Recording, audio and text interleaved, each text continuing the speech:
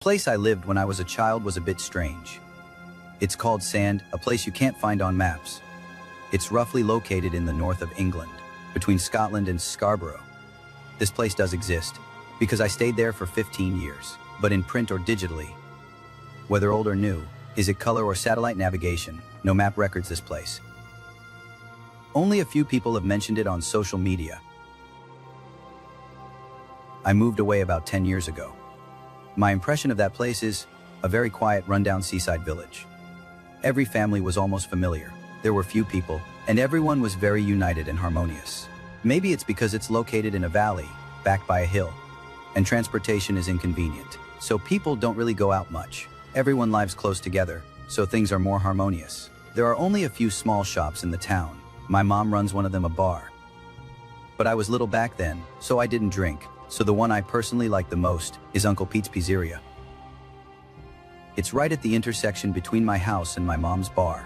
Often on Friday after work, my mom would bring some pizzas for me and my brother Jacob. So I have a very good impression of Uncle Pete. And that's the general overview of the area around my house in this town. Until later, the internet and cell phones slowly started becoming widespread. But still, very few people would search for or talk about, or even come to this place, Sander. Even the people who found their way here said, "Hey, your GS signal is especially weak, you know." It's as if this place doesn't really want anyone to visit. Therefore, the size of the entire village has remained relatively stable, based on my childhood memories. There's one thing about this place that I've always been curious about, a strange point that I've never understood. It's that all the appliances, like refrigerators and televisions, all the appliances sold and used there, unified logo, a circle with something in the middle. Those movers also had this symbol. I lived in Sander my whole childhood. I didn't see the outside world until I moved at 15. When I think about it, I search online, but I can't find anything about this circle, a company with a V. What's it called? If anyone knows, please answer in the comments. So the previous part was a basic introduction to this town. It seems like an ordinary, nameless seaside town. Right now, here comes my experience. This experience, to be exact, was what led us to leave without a second thought. Since I can remember, I've always felt there was something unclean about this town. It's not like I've seen any monsters. Or maybe you encountered something like a supernatural deadlock. No, someone was singing. Didn't you say earlier that this town is in a low-lying area, backed by a mountain? It's just that at night, every few months, occasionally, you'd hear from the mountaintop a very soft scream, right? Soft yet high-pitched, and with a bit of a melody. If you listen long enough, you might even find it strangely pleasant. Sometimes it's a single sound. Sometimes it sounds like several people singing and calling out together. But what exactly is making that sound? No one has ever seen it. But usually, whenever someone says, "I heard it again," it means that somewhere it started singing again. It's been singing for several weeks now. In a short period of time, there is a 60 to 70% chance that someone in the family will go missing. Some people live alone and may be missing for several days before being found. If they were gone, then that's it. The key issue is when they live together. Even the next morning after sleeping in the same bed, my husband, where did he go? It's like that. But my mother told me that this kind of singing was already here before she was even born. Many adults went up the mountain to look for it before, but they couldn't find it. So she told me to just get used to it. The old people say it's the echo of hope. Well, I certainly didn't believe that. Every time it happens, there's usually someone who goes missing. That's really hope, huh? Honey, I'm always on edge. But my brother thinks it's really funny. I think my brother finds it funny because he's never seen a loved one be taken away or experience being taken away himself. So he doesn't understand the fear and sadness that comes with it. But he definitely understands now. The day it happened was the summer solstice when I was 15. On June 21st, the entire town of Sand held a small festival. Only the people from our town participated. But it's said that this festival has quite a history. It's been around for about 97 years. It's mostly to celebrate the summer solstice, celebrating the longest day of the year. So it always starts when the sun is about to set, because Sand's latitude is relatively high. So when the sun sets, it's almost 9:30 p.m. Logically, with so many people gathered together, it should be a joyful occasion. But this festival, you can tell that everyone is unhappy, because the timing coincided exactly with the sound of those songs. 3 weeks ago, those songs began to echo from the mountain, and each week they get louder and louder. On the day of the festival, although no one in the town had mentioned it yet, my husband was already missing. But everyone's speech and behavior aren't very natural. You can tell. Everyone seems a bit nervous inside.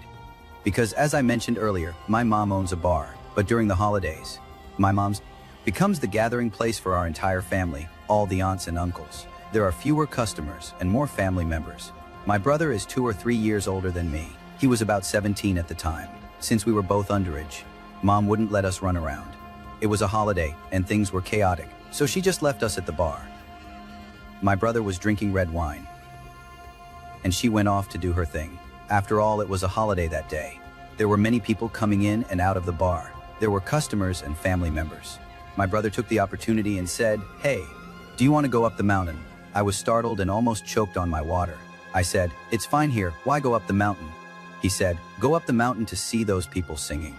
I was already terrified of that kind of thing. But I don't know if it was because I had some drinks to embolden myself, or because everywhere was singing and dancing that day due to the festival, which drowned out the singing from the mountains. I actually agreed. When my mother was so busy she forgot about both her sons. My brother and I secretly slipped out of the bar. This town really isn't that big. I had only walked about less than 10 blocks from the outskirts, and I could already hardly hear any music. The singing from the mountains had already drowned it out. The music from the festival, dancing and singing. Actually, this thing, if you were to ask a grown-up in town, like my mother, to go look for that sound in the mountains at night, she definitely wouldn't dare, even if she had 100 chances. But the two of us were really like newborn calves not afraid of tigers. We left the town and started climbing the mountain path, heading up the slope. Since we didn't bring any professional lighting equipment, we relied entirely on the lights from the town behind us. And as we walked, we had to turn around occasionally to check how far we were from the town. We'd also check how far the town's lights still reached into the forest. But the farther we walked, the dimmer the lights behind us became. When we were about to walk into the part of the forest where no light could reach us, I really started to regret it. I asked my brother again, "Are you really going to look for him?" He didn't say anything, just nodded. Actually, I knew. I asked him hundreds, even thousands of times, and he would always nod. Because it was just me alone, being scared. He just thought the singing, these mysterious things, were funny and amusing. So the two of us just kept walking into the woods. The further we walked into the woods, the louder the sound became. The two of us were walking in this pitch-black forest for about 5 minutes. Finally, we arrived at an open space in the middle of the woods. The sound seemed to come from right in front of us. It was extremely loud. So what did we see in front of us? It was just a stone, about the same height as I was when I was 15. My brother saw the stone and immediately laughed. He said, it's just some random noise. Why is there still a rock? Maybe it's the wind blowing through some crack in a rock and coming out. I told you there's nothing to be afraid of. Let's go, let's go. We're leaving. Actually, I understood what my brother said at the time. At least half of it was to comfort me. Because I was shivering the whole way, he would hug me from time to time. But I didn't feel reassured or comforted by what he said at that moment. Instead, his words only proved that he couldn't see some things I could see. I don't know if it was because I was younger then, or what. I could see a person standing on that rock. I can't say it's a person anymore, because the height of that thing was too tall. And the more you look at it, the more you feel that its limbs and the way its various body parts are assembled is very strange. Yes, I used the term assembled, because its hands, feet, and facial features were all positioned in a weird way. It just makes you feel something is off. I don't know if everyone can understand what I mean. That thing indeed has a nose, eyes, hands, and legs. But maybe, for example, the space between the eyebrows is really wide, or the hands are really far from the shoulders. The legs aren't parallel. One leg is slightly in front, and the other is slightly behind, something like that. But his hand was indeed right where it was. That's what this thing is. He was standing on the stone, singing. I was so scared that my legs couldn't move. In a panic, I grabbed my brother. But my brother really couldn't see it. He hugged me and asked what was wrong. But as soon as my brother spoke, the thing started singing again. Or rather, it started screaming again. I was so scared I ran back with my brother, nearly wetting myself. But because my brother's weight and mine at the time were definitely not the same, I couldn't pull him at all. I kept glancing back. Thankfully, my brother kept following me. But he kept asking me what I was doing, why I was running. why I was so scared, and calling me things like little brother and so on. At that point, I was really sure that he couldn't see whether the person was human or not, or whether it was a ghost. He was purely just trying to keep up with me. That's why he ran down the mountain with me, because at that moment, I was really panicking. It was almost like falling and running all the way. By the time we reached the edge of the town, maybe it was the emotions I had been holding in for too long that finally exploded. I hugged my brother and just cried. My brother was wiping the mud and wounds off me while asking, "Did you see something? When we were at that rock, did you see it?" I just kept crying. I was so scared I couldn't speak or answer him when I finally realized that the singing had completely stopped around me. I started to explain. I was just about to explain, all teary-eyed and sniffling, when I said, "Oh my God, I was at that rock." Then I stopped mid-sentence, realizing my arms were empty. It's empty, I have nothing in my arms. I'm just crying into the air. What does that feel like? Just a second ago, my brother was comforting me and talking. I looked up and I couldn't even find his shadow. It was really silent, with no movement or sound at all. Instinctively, I definitely wanted to find my brother, but I had no idea where he went. It disappeared in the blink of an eye. Because I had slowly regained my composure and cried it all out, I knew my mom's bar would be closed by now, so I went home to find her. I told her everything in detail. But what was strange was, after hearing everything, my mom didn't decide to look for my brother. Nor did she mention anything about us going to the woods. There was no anger between us or anything like that. Instead, she just held me and kept crying and crying. Both of us were crying together. In the end, I don't remember if I cried until I was exhausted, and my mom took me back to my room to cover me with a blanket to sleep, or if she cried until she was exhausted and I took care of her. I can't remember clearly. What I do remember clearly is that the next day was Friday. I haven't had enough sleep yet. My mom told me to go downstairs. The first thing she said to me was, "Pack up the things in your room. We're leaving soon." I asked her where we were going. She said, "We're moving. We're not staying here anymore." I spent less than an hour on it. I quickly packed up my things, and my mom and I moved out of Sand. Even though we've been away for so many years, Sand is still there. If you're curious and happen to live near Scarborough, or if you're studying abroad, you can try to find it. Do you all remember 10 years ago when I left that town that you couldn't find on any map? Sander. Do you remember the strange singing that always appeared on the mountaintop and the mysterious disappearances? Do you remember what I saw in the forest? My brother can't see that thing, which is neither fully human nor fully inhuman. I feel like that thing has found me again. After leaving Sand with my single mother, we moved to England.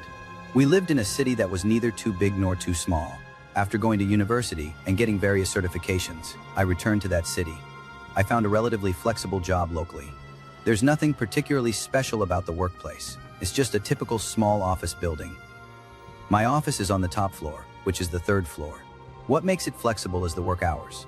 Or you can work from Sunday to Thursday as well, as long as you put in enough hours each week.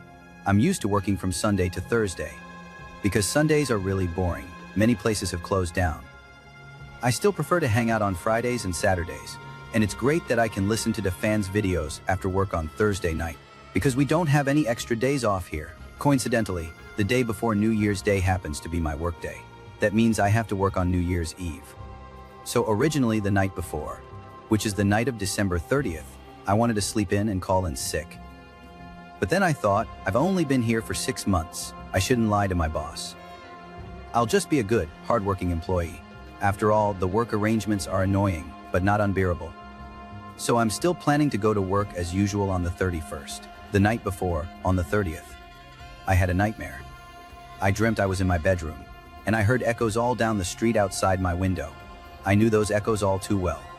They were the kind I used to hear in Sander when I was a child. Melodic screams. Someone was right outside, singing and dancing along to those melodic sounds. But I felt extremely terrified in my dream, and after leaving Sand, this was the first time I heard such a sound again. In reality, and in the dream. In the dream, I groggily got up and opened the window, trying to see what was happening outside. As soon as I opened the window, the screaming sound immediately pierced my ears. It was all brought into the room. I just stood there in the room, facing the window, blowing cold air, shivering continuously. I waited until the sound completely disappeared, but that wasn't the strangest part. The strangest part was that the next day I woke up from the cold. Before I even opened my eyes, I thought it was snowing outside. After I opened my eyes, I found that my window was actually open. Could it be that this isn't a dream? Is it possible that someone really goes missing, just like my brother? But after waking up, it's another exhausting day of being a corporate drone. Soon enough, all the nightmares and chills are forgotten. Maybe it's because today is the 31st. It's close to the new year. The whole city has a festive atmosphere welcoming the new year. It's quite celebratory. It's not easy to be anxious and afraid. Originally, there were 2 colleagues who were on duty with me that day, 2 other colleagues. One of them was called David. He shared my office.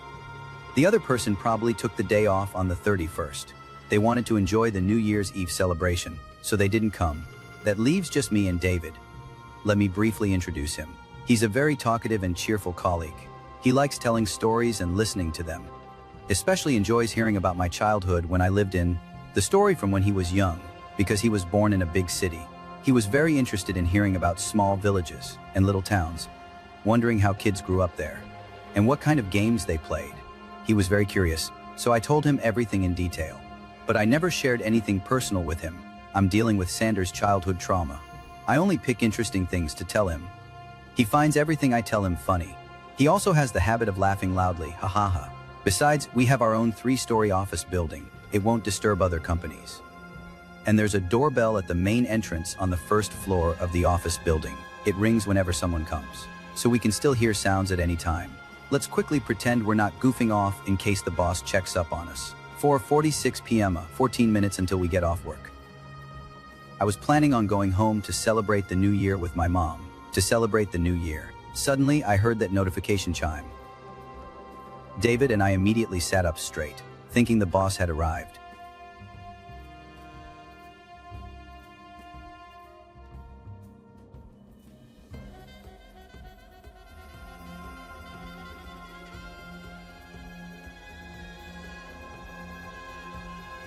Did you take the documents left at the office? Then I thought I had let my guard down again. It rang again, but there was no other sound at all. David said, "Is it possible that it's the driver from the day before who didn't pick up the goods? Could he have come back? He might have gone to the storage room on the 1st floor to look for the package. Haven't you gotten the package loaded onto the truck yet, so you left the door open the whole time?" I thought so too, because our gate is really quite old. If it really was the driver who didn't close the gate, I guess we wouldn't have heard the sound of it closing, because its parts are old and it can't close by itself anymore. The doorbell rang again for the 3rd time, and this time, I actually heard footsteps going upstairs after the ringtone ended. The sound of the footsteps was heavy, slow and fragmented. I couldn't tell how many people it was. It sounded like about 3 quick footsteps and 1 very slow step. But instead of footsteps, it felt more like a part of the body climbing up the stairs, constantly hitting the stair railing, hitting the guardrail, the sound of hitting the ground. So loud, as if afraid that others wouldn't notice them. This time, David and I started to panic, even though the sun sets very early at the end of December. But probably because the office lights were on, we weren't scared. So we continued discussing who it could be. But the footsteps didn't stop, and we heard it again. Just how many things had entered our company? We just kept watching the doorway. I don't know what David is thinking. As for me, I was really hoping to see the boss come out, or the guy who originally took the day off, or the delivery driver. Any M1 we recognize would be fine. But when I saw the figure coming toward us, his silhouette, this thing, I'm way too familiar with it. Tall, thin, and ashen gray all over. Its facial features and limbs are positioned bizarrely. It's not the same one I saw 10 years ago on the summer solstice, on a rock in the forest. But it's clearly the same kind of thing. That's when I realized childhood trauma. That's when I realized it was my childhood trauma. How much fear can a person experience? Even though this happened when I was 15 years old, I still started trembling all over in an instant. I couldn't move at all. I kept staring at the door. The strange thing is, David was also staring at the door, motionless. Was he scared because he saw something too? Or was it like my brother, and he couldn't see it at all? I was just simply seeing who would come up. That thing didn't move. It just stood at the stairwell entrance. It was like it was deliberately trying to scare us. Then suddenly I heard a pop. Our office lights went out. Only a few points of the setting sun's light remained. The last bit of evening light streamed in through the Venetian blinds. I still dare not move. The only sound I could hear was the creaking of the floor between the stairs in our office. It was making a squeaky sound. It was coming closer. Still, David went over and took a look. What it was didn't matter anymore, because I didn't wait to hear clearly whose footsteps they were when I suddenly heard a cry. It sounded like someone had their neck or some other vital part of their body grabbed, and they couldn't move. But the pain was so intense that it made them scream. And since I was still sitting in my chair, the only person who could be caught is David. 10 years ago, my brother suddenly disappeared right in front of me. And this time, this thing is clearly meant for me to find. My good friend is going to be taken away. He wants to torment David. He also wants to torment me. I suddenly came to my senses. I realized there was no way I could save David. All I could do now was protect myself. I jumped up from the chair. I bent down and hid under the desk. The office chair in our company is just a regular one. It has wheels underneath, the kind that can move around. I saw an office chair moving around, crawl in front of me.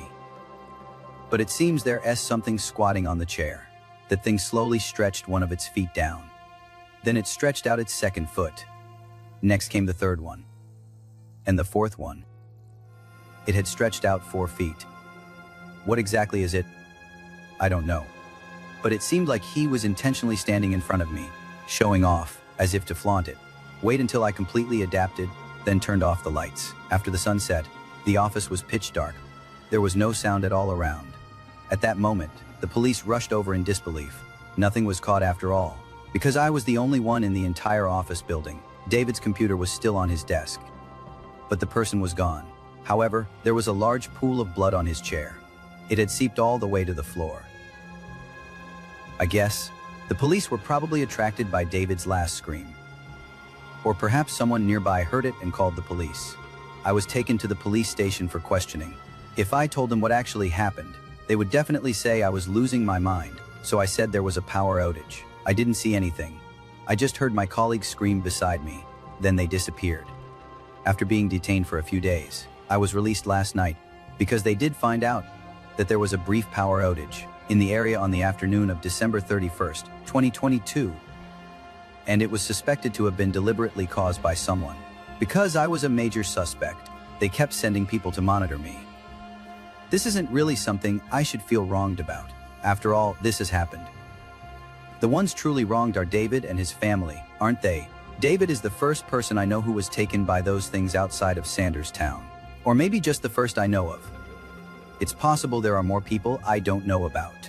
Perhaps many others have already been killed. Long ago. What if he wasn't the first one? Later, I had an even more troubling thought. What if he wasn't the last one? Maybe I should go back to Sand and check it out.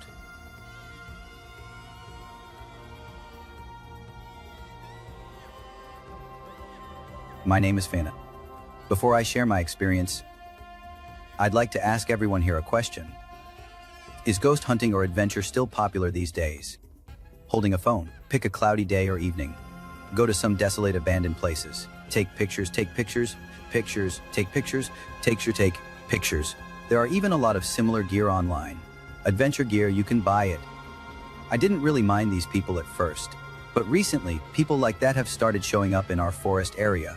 I know you must think that I seem to be very wealthy. After all, I manage a forest area. In reality, managing an entire forest area requires a lot of funding, and we can't engage in any forest resource exploitation or anything like that. To put it simply, think of me as a patroller. My employees and I are just a group of fire watchers. I say this because, this way, you might find it easier to believe me. Actually, my employees and I patrol this area. We're guarding against things in the woods, injuring those who enter. There is a fence around this place. But there are still people like I mentioned before, who try to sneak in from time to time. They never consider. The fence in this forest area isn't to keep them from coming in, but to prevent what's inside from getting out, right? I grew up here, staying here since I was little. One of the places I visited most often was a clearing in the forest where no plants grew. It used to be a very old forest, with wild roses all over the ground. But somehow it ended up stripped bare. After that, I really liked lighting a campfire and just relaxing by it. Recently, the weather's gotten colder and there's been a lot of snow. The ground's even frozen. At times like this, I actually prefer going out into the wilderness, coming here to see the icicles on the branches, and warming up by the fire alone. So yesterday afternoon, when I was wandering around again, suddenly a voice called out to me from behind. It was a guy I didn't recognize at all. He asked, "Who are you?" Turn around. I stood up and turned around. I saw a young guy, fully geared up, standing there. He was really fully geared up, wearing work pants and thick leather boots, carrying a camouflage bag, and wearing a helmet with a built-in camera. He said, "What are you doing?" I didn't answer. He took a step back and said, No, it's not you."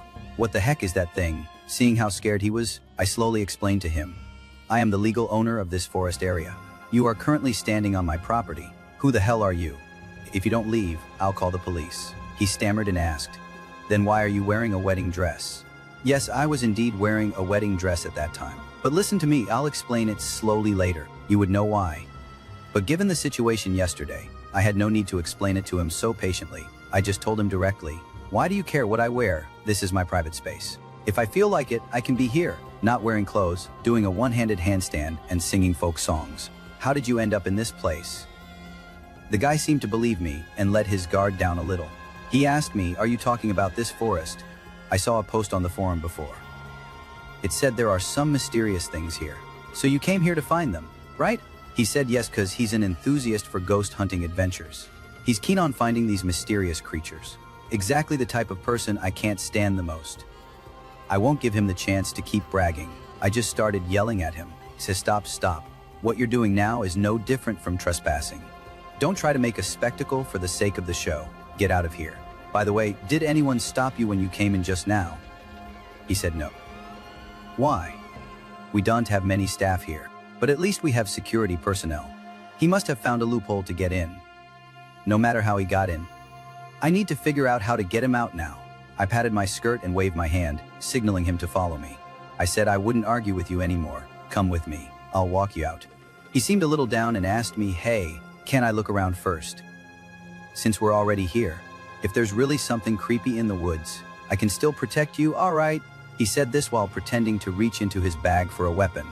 "Are you showing off like you're fully equipped? Stay close and let's go quickly. I think you're being followed." He looked completely confused and asked me. I didn't see anyone. I turned around. I confronted him face to face and asked, "Did you see anyone on your way here, wearing something like the man in the caftan?"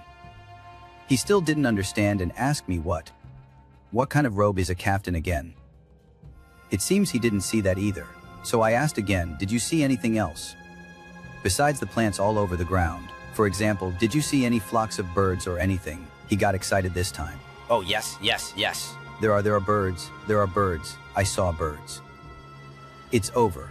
I grabbed him and left, saying, "You're in trouble. Something is definitely tracking you. Let's go quickly." Because there haven't been any birds in my woods for a long time. But he still wouldn't move. It seems like he's really upset with me for inexplicably rushing him. I sarcastically told him, "Hurry up and come with me. Aren't you a paranormal streamer or something? Didn't you do any research beforehand to know what's going on here?" Now he's willing to go and even excitedly asks me, "So there really is something unclean here, right? Is it a supernatural phenomenon or maybe aliens?" I can only go along with what he says. Yes, just keep up. We put out the campfire and left the clearing. We started heading up a seldom used path. We walked anxiously the whole way. By the end, we were almost running. The guy was the same. He went from laughing and joking to becoming increasingly nervous and scared. And I don't know exactly what it is that's following him. He can only keep running with me. This fear of the unknown really makes one anxious. I've been here for so many years. I can sense the thing that's following us. It's an experience. Or you could say it's a sixth sense, intuition. But today, that thing is following us really closely. I really couldn't hold it in anymore. I was curious too, why he was following so closely, so I asked the guy. I said, "What exactly did you do when you went into the woods today? Why did that make him so angry?" He said, "I tried shooting a rabbit with a crossbow I bought, but I didn't kill it. I just wanted to test the things I bought online. Who do you think I offended? I didn't see anyone around me at the time." When I heard this, I knew things had escalated. I scolded him and said, "Who told you that they must look presentable? Then I slowly stopped, gasping for breath. I pointed to the pile of thorny plants in front of us and said, "If you go through here, you'll almost reach the edge of the forest. Then you can get out." But along the way, I never directly answered his questions. Now he's getting a bit angry. He said, "You're making me go through that thorny jungle." "Fine, I don't know what you're up to." "So strange. Aren't you just trying to get me to leave your house?" "No problem. I'll go. I'll leave."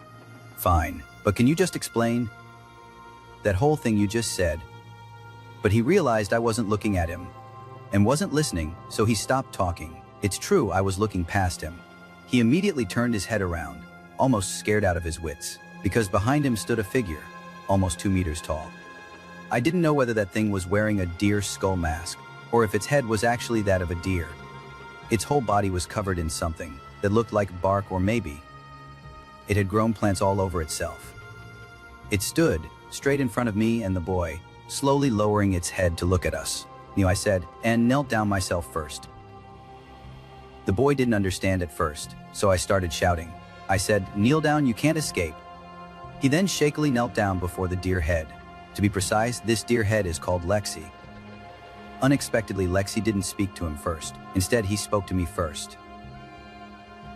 I did make an agreement with him. I'll help him watch over his territory. But now, I feel like I'm paying the price for this so-called ghost hunting streamer. I'm really sorry, I have to say. Lexi ignored me. She let out a sigh and walked towards the boy, but she was still asking me. I remembered the childhood trauma Lexi brought me. I found myself too scared to speak, but the boy was also terrified. He knelt down and cried. He kept muttering, "No, no, no. I'm sorry. I'll go, all right?" Lacey seemed to hear the boy pleading and became even more excited, saying, "Room."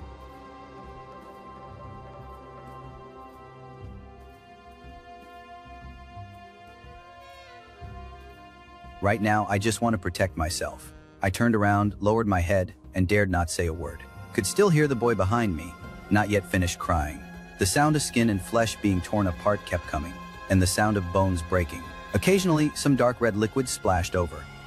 It spilled onto my wedding dress. I was both scared and sad. I couldn't stop crying. I couldn't remember how long it had been until I heard Lacey say.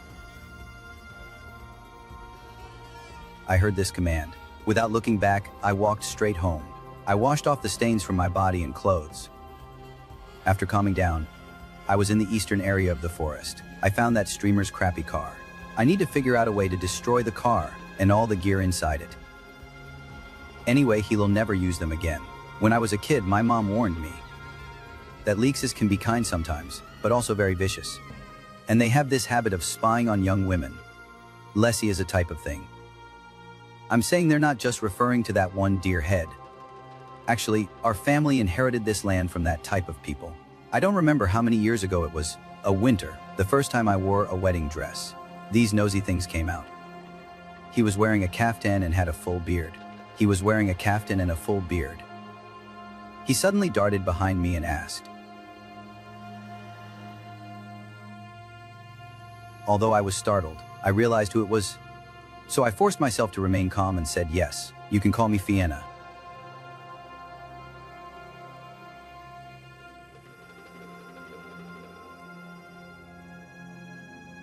The way he said that sounded like a thug.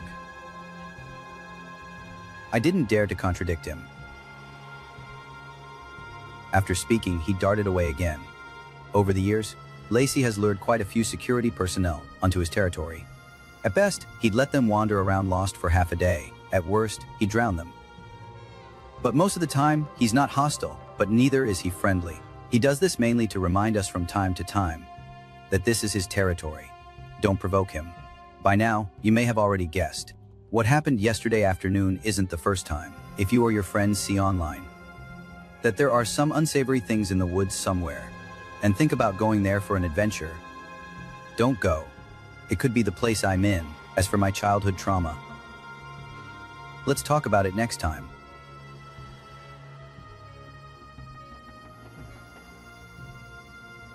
I, Fiona, have grown up here from birth, childhood, and youth to truly growing up. I've always lived in this forest area of my family's. Now I am the guardian of this place. I have gathered security personnel like myself. I know that on the internet, on Reddit, 4chan, various forums, our family's territory has almost become an urban legend. It's being called an unclean place. As for what exactly is here, I think I already told you last time. In fact, this terrifying nightmare started in my childhood. It started when I was a child. Every December around mid-month, the woods near my house would become restless. If you liked running and jumping in the woods, you would always see some strange people. For example, a child who looks malnourished and emaciated at the place where we dispose of kitchen waste in my home, eating food scraps with a spoon. Or unable to come into our house. A little boy knocking on the door in the middle of the night, around 1 or 2 o'clock, throwing a tantrum, disturbing our sleep. When I was little, my brother and I thought they were very funny, and never thought about how, once winter came, this forest, where do all these weird people come from? They actually like to make fun of them. For example, we gave a strange person the nickname Sheep, because he often comes into our sheep pen late at night and talks to the sheep. My 2 older brothers and I would specifically wait for him and watch for him to show up, then jump out, scare the sheep away. Sometimes, we would use socks or ropes, things like that, to make a trap with the gate in the yard. When it tries to break the door would hit its face. My brother and I would lie by the window, quietly laughing. So, this group of strange kids has never scared us. Instead, we've always been the ones scaring them.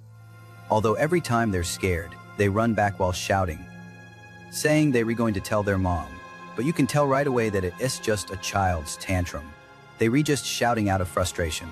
Anyway, we've never met them. They really brought their parents to cause trouble. At least, before we actually meet their mother. That's how I felt.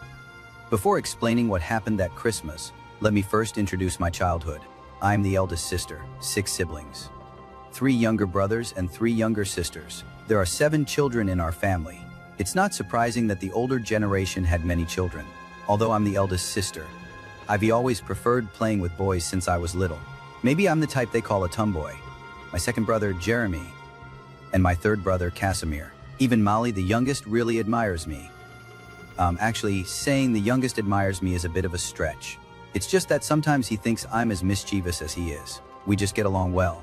After all, things like blowing up sheep dung, stuffing dead mice into shoes, dumping trash in the living room, we've done it all. Sometimes I even wonder, is he my parents' child, that they picked up from those strange children? The incident happened on Christmas Eve of the year when I was 16. It was already nearly 12 o'clock. Usually my parents wouldn't allow us to be watching V so late, but since it was New Year's, they were a bit more forgiving. The snow fell steadily outside in the woods. We 7 children, each with a blanket, lay on the bearskin rug watching a children's movie on TV. Mom and Dad were on the sofa behind us, keeping us company. The scene and atmosphere were truly warm and cozy. But suddenly, the doorbell rang. Since Mom and Dad were there, I thought I should show them how responsible I was as the eldest sister. I quickly lifted the blanket and went to open the door. My mom was trying to stop me, but before she could, I had already bounced over. I foolishly walked up to the front door, unlocked it, and opened it. But the door was only halfway open. I was already stunned. Through the crack in the door, an old woman with gray-white hair and a face full of scars appeared. Yes, it was discovered. Because her hunchback was too severe, her head almost hung down to her chest. At that time, I was already 16 years old. But this elderly woman who suddenly appeared, even with her hunchback and lowered head, she was still 30 to 40 centimeters taller than me. You have to imagine how tall she must have been. The words I wanted to say all disappeared when I saw her face. They all went back down. She spoke first, asking me, "Did you bully my child? You look quite delicious, though." She only said these 2 sentences. I was almost knocked unconscious by her tone. But suddenly, my mother pulled me back. She seems to know who's coming. She stands in front of me, protecting me. That tall old woman also seems to be an old acquaintance of my mom. With a smile on her face, she asks her, "Madam, I'm really hungry tonight. Our whole family is starving. Please, could you spare us something to eat?" She said, as if she assumed my mother would agree. She extended her hand, like a withered branch, reaching into the house. "Get as far away from me as you can." That was the first time I heard my mother speak so harshly, but at the time, I felt incredibly comforted and safe. The old woman bent down further, in a whimpering puppy-like voice, begging my mother, "Dear madam, please, we're so hungry. We just need a little something to eat." My mother started to yell again, but before she could finish, my father rushed over and pointed at the old woman, shouting, "Get out of here. Why don't I just kill you?" Saying you broke the agreement again, running in at this time. That old lady didn't know which sentence she heard that scared her. She quickly pulled her hand and head back. My mom naturally slammed the door shut. Although I was still a little shaken, but I still asked my mom who she was. My mom said her name is Gorilla. Don't mind her, go back to watching the movie. She even touched the sleeves of her own shirt when she said it. I could tell that she was actually scared too. That night after watching the movie, I couldn't sleep peacefully. I even dreamed about Gorilla. She was hiding in the closet of my room. I woke up in fear when I dreamt she crawled out. I decided to have a glass of milk to calm down.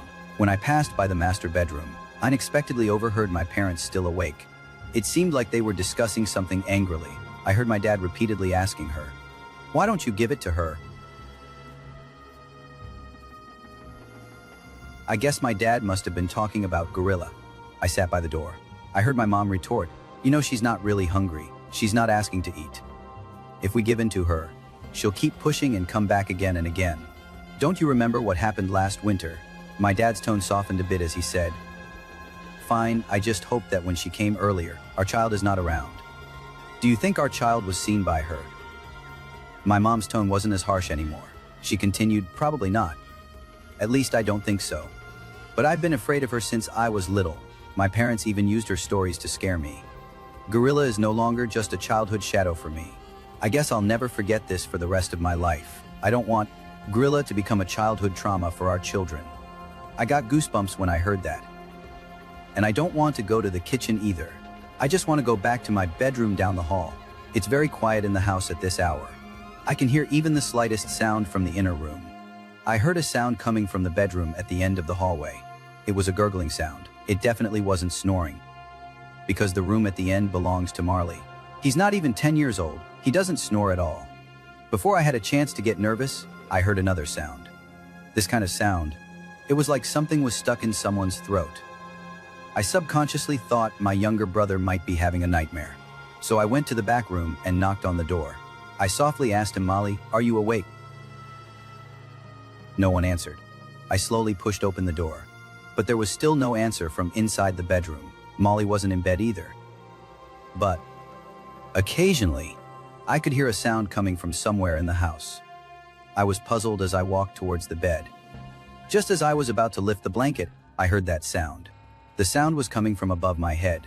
I immediately looked up. I saw an old woman hunched over, with gray-white hair, frail, and shriveled jurula. She looked like a spider, a method that ordinary people cannot do, hanging on the slanted ceiling. I was startled. Immediately, I held tightly onto what I had and jumped down. I dashed to the side of the bed and said, "What's wrong, darling?" "Sorry, I'll just eat a little. I'll just eat a little." She said this. I only realized that her mouth was full of something sticky, like a sauce. I don't know what she stole from our house. I didn't know what to do for a moment. She seemed to be afraid that I would be angry, so she immediately threw back what she was holding and said to me, I'm sorry. Please don't tell madam. The rest of it, I'll return to you." In the bedroom with no lights on, I struggled to see clearly. What she threw back into my hands was something. It was my brother Mally's head. Yes, just the head. The mouth still frozen in a screaming shape. The eyes were wide open as if staring at me. I threw whatever I was holding out of my hand. Using the fastest speed I could manage, I ran toward my parents' master bedroom. It seemed like Gorilla was also scared. She suddenly slammed open my brother's bedroom window. Cold wind rushed in sharply. She screamed and dashed outside. When a person is scared to the extreme, heavy breathing may lead to confusion of one's own consciousness. That's how I am. As for what happened later that night, my memory of it is blurry. I vaguely remember my mom exploding in anger. I collapsed in my dad's arms, sobbing. My other siblings also broke down with my mom. I kept crying there. It wasn't until the next day, when I slowly regained consciousness, that I realized everything that happened last night was real. Our family lost a child. That New Year's, we cried uncontrollably. We locked up Marley's room. We buried the remains of his head in the flower bed in the backyard. At that time, I just couldn't understand. Leslie, with such a strong territorial instinct, why would he year after year allow Grilla and her strange children to run wild in this forest? Only after I grew up and became the heir to this forest did I roughly understand that Leslie did it on purpose. Because he simply didn't care if Grilla starved to death. They don't care about our lives. We are just their amusement. Now my parents are no longer here. My younger siblings have left the forest. They've gone to work all over the country. I'm the only one left in the forest area. It's better this way. They're all so clumsy. It's not really suitable for living here. But just yesterday, Casimir came back. He even said he would stay the night. I already had a feeling that something bad was going to happen.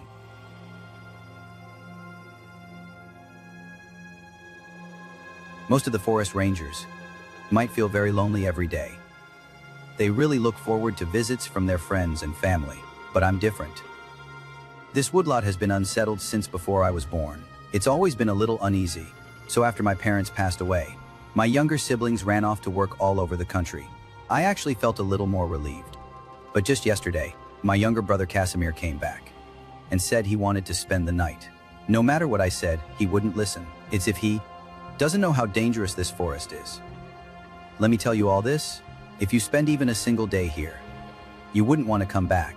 So, don't you dare think that I'm being like Casimir's. Is there any sibling conflict? Actually, he is the family member I interact with the most. For many of the maintenance costs in the forest area, employee salaries, he is the one who sends money to cover them. Although I don't know exactly what job he does to earn so much money. He says he's a real estate agent. But I've always been deeply skeptical. After all, he's been a smooth talker and a flirt since he was young. He doesn't seem like the type to hold down a proper job, but in the end, he's still the closest brother I have. Because he's always been willing to help me in every way since we were kids. So he's willing to stay and keep me company for a day or two. I was actually a little touched. The first thing Casimir did when he returned to the forest was to say that he wanted to visit the old house where the family used to live. I took him there at dawn. Clearly, I had renovated the old house too much. He's a bit unwilling. Before, the rooms of our 7 children and parents, except for my younger brother Mally's, were all remodeled into staff lounges. After going through all the rooms, Casimir asked me, I can't even tell which room I used to live in. How did you turn it into this? What kind of renovation is this? I said we should make the most of everything. Keeping the old equipment unused doesn't save money, it's a waste. Seeing his distracted expression, I asked another question. How long are you planning to stay here? He avoided the topic and instead asked me why I didn't ask why he came back. I didn't answer. He suddenly took out his phone. I don't know what he started browsing or flipping through. Then he showed me an open tab with a gossip news article. The headline of the news post read, "The Man-Eating Forest. Another paranormal streamer has gone missing." If I'm not mistaken, this should be about the events from a few days ago. The streamer and I ran into each other in the forest. About that incident in Lacey, I will come and help you. Casimir patted his chest and told me, don't be afraid. I know a lot of news editors around here.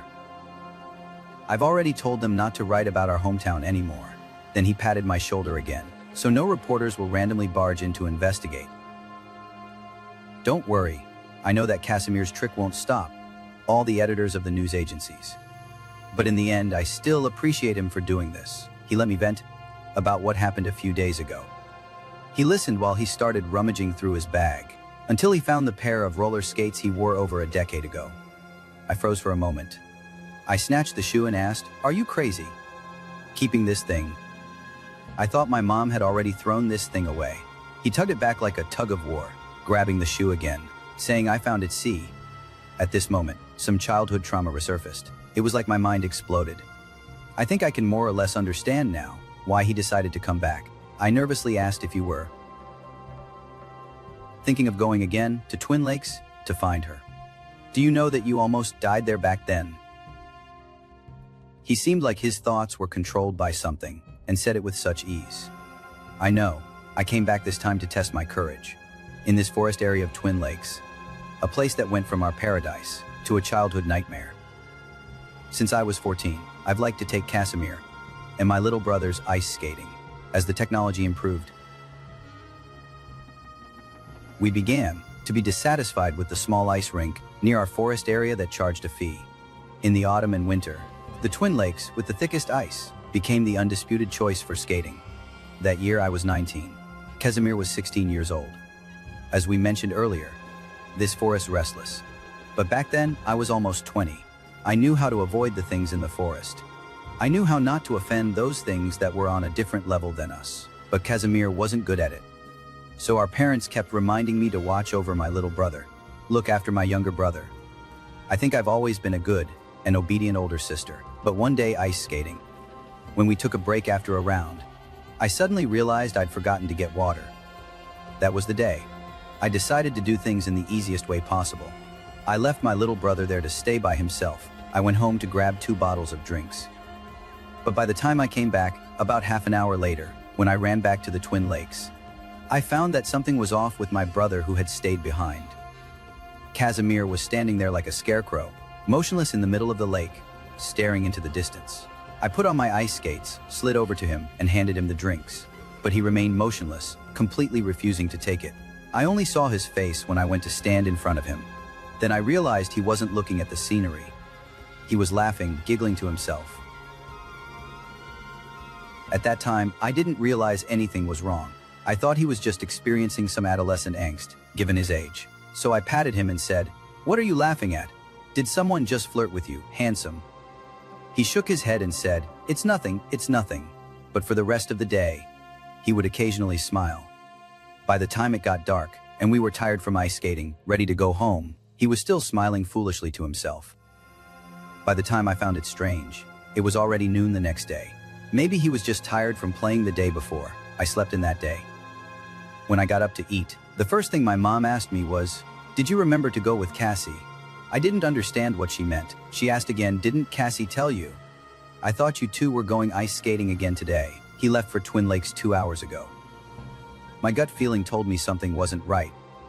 I pressed him further, asking if he'd said anything else. Said no. But he seemed pretty excited. After saying that, Mom went back to the kitchen, reassured. I grabbed my ice skates and backpack and ran out towards Twin Lakes. I was so anxious I even forgot to say goodbye to my mom, because at that time my mind was filled with Casimir's strange smile. I should have realized long ago that during the time I wasn't there, he must have encountered something. When I was getting close to Twin Lakes, I suddenly realized there was some movement on the lake's surface. It turned into something moving closer with hands and feet, hiding behind the withered tree, peeking out. The next scene I saw was quite unusual. I found Casimir sitting by the lake, his feet dangling over the surface, grinning like a fool. The reason he was laughing so happily was simple, because at that moment, a naked woman with long hair, she was actually sitting on his lap, scratching his arms and armpits like a spoiled animal, burning his neck. That's why he was so eager to get back to Twin Lakes first thing the next morning. But having lived in this forest for over a decade or two, I've long since gotten used to the strange creatures and things here. Experience tells me this girl may not be a normal human being, but she may not necessarily be aggressive. I was planning to turn around and head home. The more important reason is I really couldn't stand watching these sickening, lovey-dovey scenes. But before I could take a few steps back, Casimir's laughter started to get more and more strange. Gradually, it no longer sounded like laughter. It sounded more like a gasp for breath. I immediately realized something was wrong and looked back. At that moment, the naked girl was holding Casimir down tightly on the ice. Casimir tried to struggle, but his hands and feet were bound tightly. It seems I made the wrong bet. That thing is no good. I ran along the surface of the lake. I shouted at the girl to let go, but she had no intention of listening to me.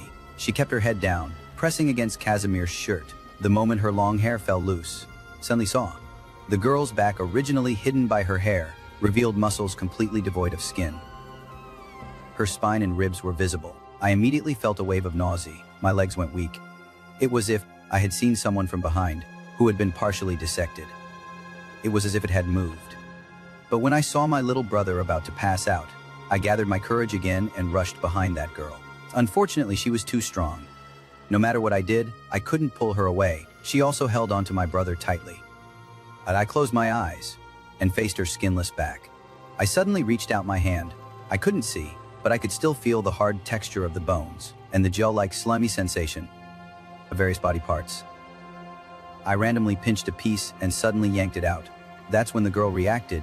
She screamed and broke free, fleeing into the forest.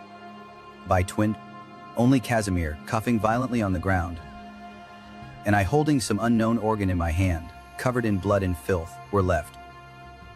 That's why, whenever I see those ice boots again, my heart skips a beat. Thankfully, Casimir is no longer as mischievous as he once was. At least he listened to me. Since he came to the staff room, I couldn't possibly let him run off and cause more trouble. Instead, I decided to keep him here and think with me about solving the incident of the ghost hunting streamer trespassing into the forest area. We have surveillance, security guards, and protective nets. But how did that ghost hunting streamer get in? I didn't tell my employees about these questions. Only my brother is trustworthy, because I suspect there's a mole among my employees.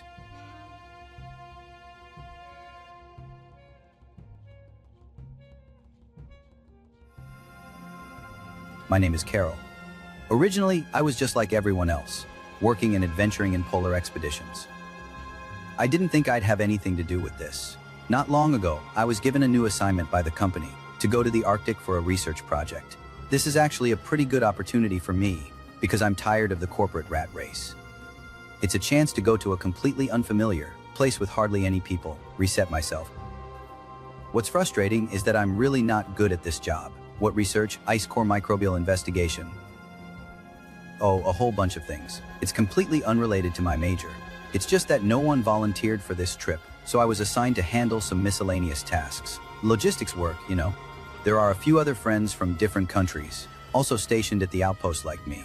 Let's just list them. One is called Josh, a Canadian. From now on, we'll just call him Josh. The second one is called Enya.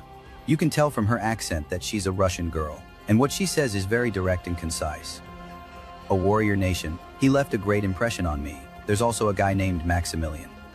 He has a big beard, a big Swedish guy who always has a serious face. Well, in that case, let's just call him Big Beard from now on. His name is too long. The fourth one is me. I am the least professional when it comes to research, so aside from some daily chores, I spend most of my time cooped up in my bedroom playing games.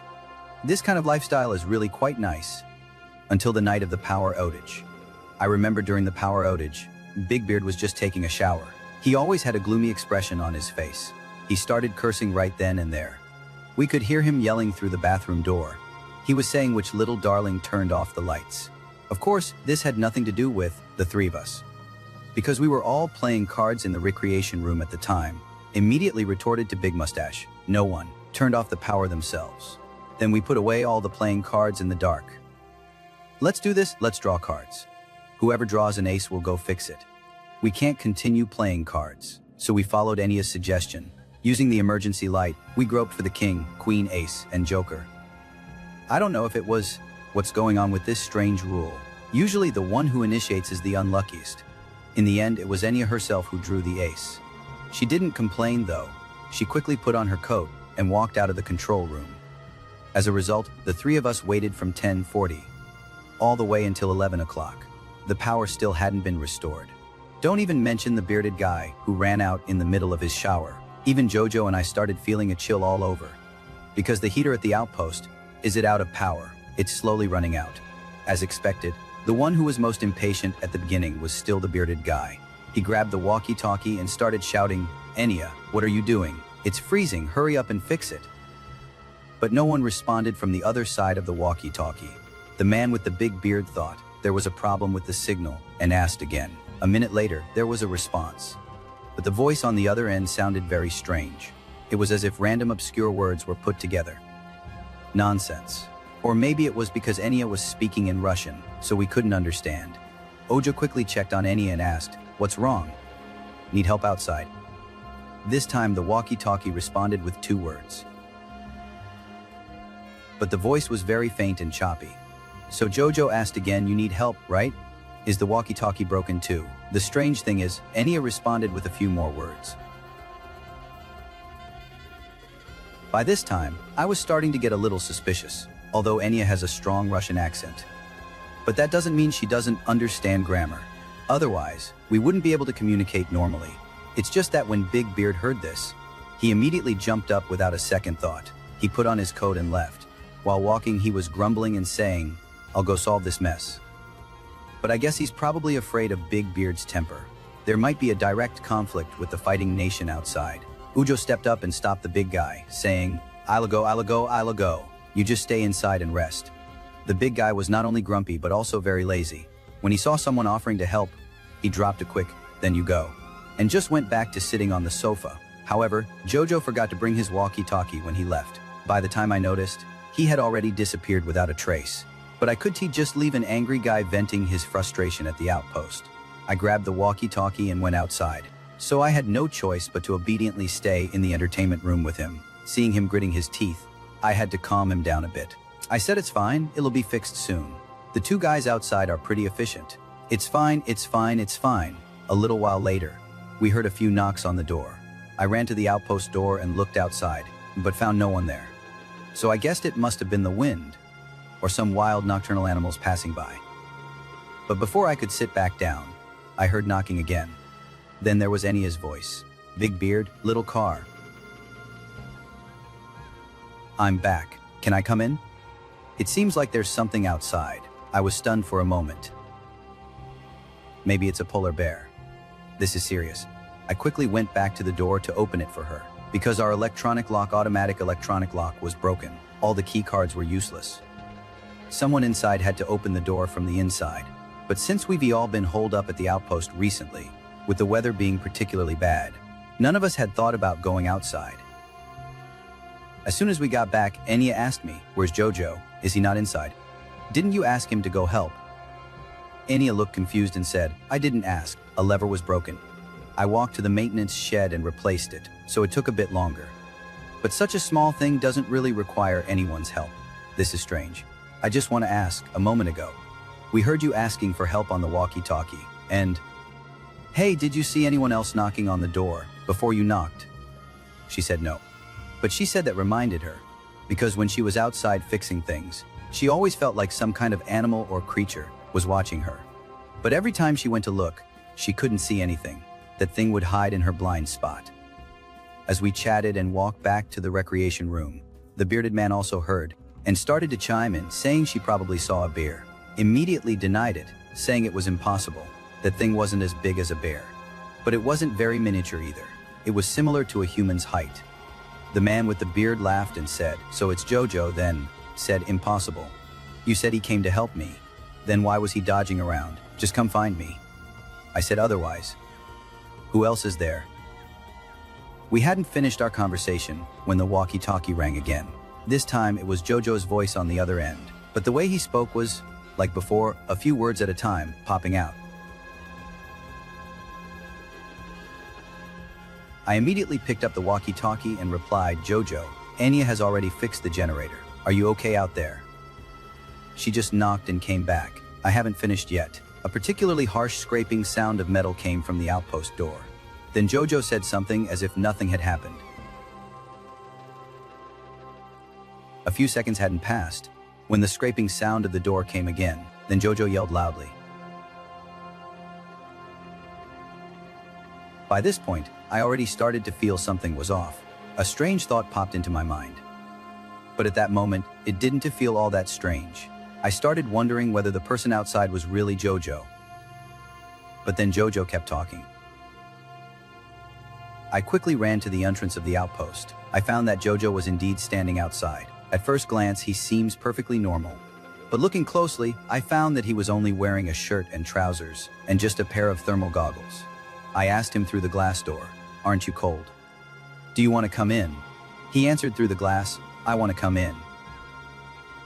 Although it felt strange, I couldn't just let the teammates freeze to death out there, so I reached out to unlock the door. But then I suddenly remembered something. Oja didn't take the walkie-talkie outside. To make sure I wasn't mistaken, I specifically went back to the entertainment room. The walkie-talkie was indeed on the table. I quickly told them about it. The man with the big beard suddenly got excited and said, "Yeah, then how did he get in touch with us? He knew I wasn't by the door." Jojo started communicating again using the intercom. Do you know what this reminds me of? It really reminds me of a little kid at home just learning to talk, who usually acted quickly, wanted to open the door, but after a moment of hesitation, she walked back. It was like she had thought of something. Pick up the walkie-talkie and ask Judge, "Is it really you? Then tell me, what's your full name?" Response from the other side. The big bearded man was puzzled, but more than anything, he probably thought we were just acting. He stood up, tried to grab our walkie-talkie, and was about to start shouting. He walked over and was still talking. "That absolutely cannot be Judge. Get the walkie-talkie away from me." The walkie-talkie responded again. Then, even louder than the bearded man's voice, the sound of metal scraping came again. But this time, the three of us rushed over and looked out through the glass at the entrance of the outpost, which was no longer outside the outpost. I guess everyone's feeling pretty complicated right now. They went back into the entertainment room. As soon as Big Beard sat down, he started complaining. "So what the hell was that thing? Did someone really steal Jojo's clothes to imitate him?" Enya took a deep breath. It was the first time I heard her speak in such a serious and earnest tone. "I think this kind of thing, maybe it's Kamo 3BH. Look, the big bearded man, and I didn't understand." She then added, "I also inherited my mother's physique. She used to be a Soviet research scientist. When I was studying, she told me a strange thing. She said it was from Siberia, a strange creature brought back from the permafrost. They named it Kamo 3BH. It roughly means a scammer or an imposter." Both Big Beard and I were taken aback. We both asked in unison. "An imposter?" said, "Yeah. I thought this was just a story to scare children.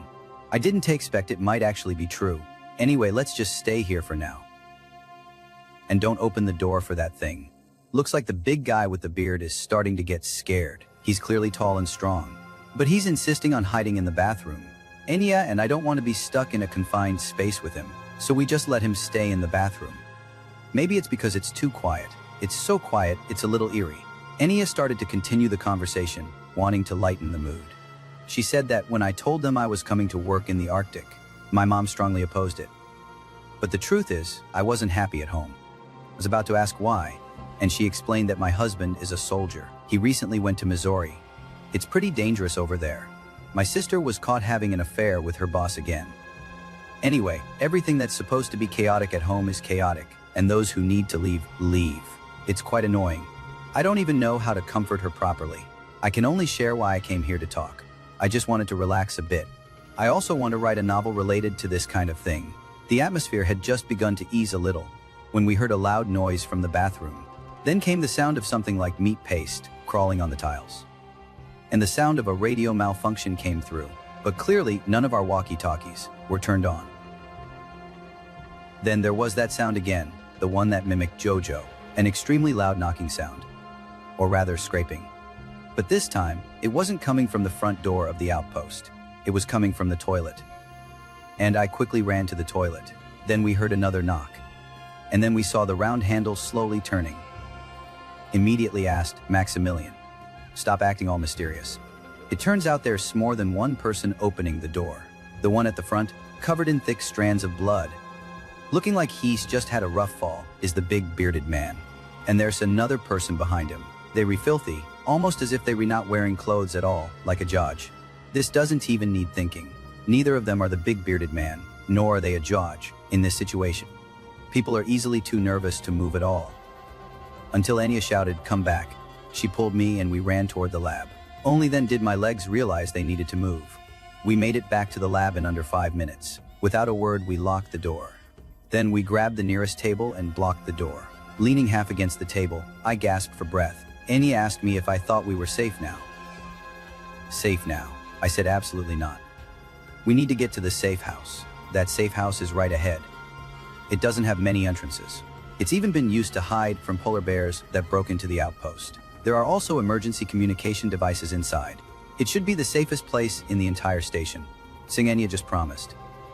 The door behind her suddenly was punched through. You heard me right. The iron door was punched through. And those two things crawled out from the hole in the iron door. "Let's go, let's go, let's go." Enya and I didn't bother with the door and just ran towards the safe house. But unfortunately, because we hadn't used it for so long, we forgot the door lock password for the safe house. I was about to shout it out in panic, closed her eyes, trying not to look at the two things crawling toward us from behind. Still muttering to myself, I can't remember, it should be FF3, F320, F302. Meet. The only good luck was that Enya remembered correctly. It really was F302. I unlocked the password lock and immediately dove into the safe house. But just as I was about to pull Enya in, an arm much stronger than mine suddenly reached out and pulled her back. Oh, Carol, it grabbed me, help. I could hear Enya screaming. I could also feel how strong that thing was. Almost simultaneously, or in less than half a second, was violently dragged away. The door closed smoothly. I was left alone in the safe house. After the door closed, it became quiet both inside and outside the house. There wasn't a sound. The next sound came from inside the safe house. It was the intercom automatically powered on. On the other end of the intercom was Enya's voice. She said, that was definitely Enya's voice. But I know it's definitely not Enya herself. She has already been killed. I've never encountered anything like this in my life. I can only say that I completely broke down. I yelled through the locked door, "What the hell are you?" Then I heard Enya's voice. Then I heard from the lobby outside. All the audio equipment in the lab, in the recreation room, TVs and radios all turned on. Playing all sorts of news broadcasts #5, and constantly, incessantly switching channels. I had a pretty good idea what it was doing, scratching its head, muttering to itself, "Man, this thing's learning." Then I heard someone say from the podium over there. Correct, it said, correct. We had never discussed this word before. When I heard those 3 words, my feeling couldn't be described simply as a chill running down my spine. Finally snapped back to reality. I immediately turned off the podium channel, cutting in the direct radio communication with the company. Although at this point, the hope of rescue is really slim. According to the current situation, this is the only way I have. And if I wait any longer to notify the company, whoever comes to the outpost could easily be tricked by that thing. After all, it can imitate Jojo, it can imitate a big beard. I can slowly learn English by imitating Enya. I don't know if it was released because of the melting ice cap, or if it's been roaming around the Arctic all along. I don't know if anyone will believe what I'm saying either. In any case, I must send out a distress signal. If anyone receives this message, please do not go to the outpost. This is a serious warning. There's something unclean here. They'll try to communicate with you in human language, but they're definitely not normal humans, so I warn you again. Wait a minute, it's a bit noisy. Something seems to be wrong with the vent over here. It's like something's stuck in the vent. Please wait a moment. I will adjust it here. Please help. Nothing. Commo 3 be a he. It's fine.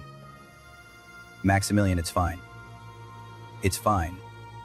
It's fine. Outpost, everything is normal.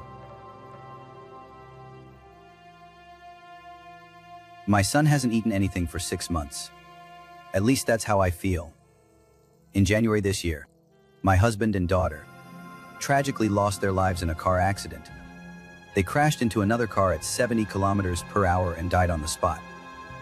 Of course, I am heartbroken, but I still have to take care of my greatest pain, the hardest to endure, my son Ading. Ading was in the back seat of the car at the time. He barely avoided a fatal injury thanks to the seatbelt. But he witnessed the deaths of 2 close family members, and the tree trunk broke his right arm. I don't know if it's lucky or unlucky that he survived.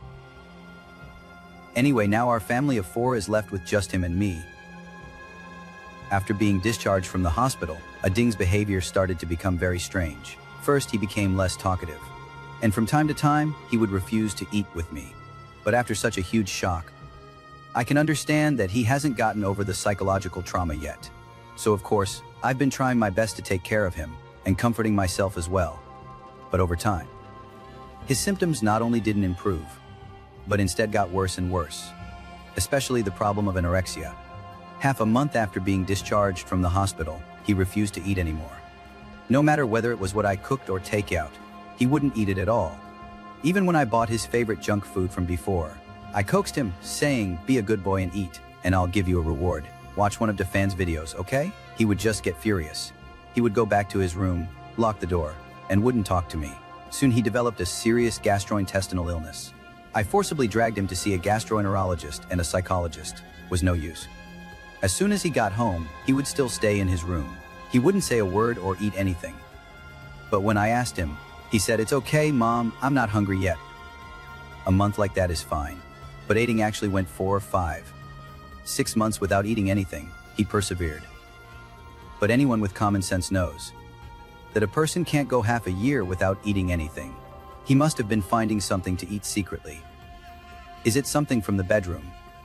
Is it something from the living room? Or is it something from the yard? I don't know. As a mother, I really couldn't endure it any longer. So one day, I personally made a steak and chips. I wanted to use my cooking skills and Dafan's video to tempt him into eating a proper meal again. As luck would have it, I knocked on Aiding's door that day. I had just entered the room, turned on the light, and wanted to say, "Hey, I made you something delicious." Then I saw him actually chewing. He was indeed secretly eating something behind my back, but he wouldn't tell me directly. He just mumbled something. I only took some leftovers from the refrigerator. I saw the nervous look on his face, so I didn't want to press him further. I left the steak on his desk and left. When I checked the refrigerator the next day, I found that nothing was missing at all. He didn't even open the Snickers bar I specially left for him, not a single bite. He really is lying to me. So what is he eating? I quickly went out and bought a home security camera. I installed it outside of Ding's room. I just wanted to see if camera 01 could capture him going to get something to eat. 01. That night was probably the best sleep I'd had since the incident at home. I finally felt I could rest easy. Because I finally knew what my son had been up to the next day, I felt much more at ease. He came back with what looked like a small plate of meat.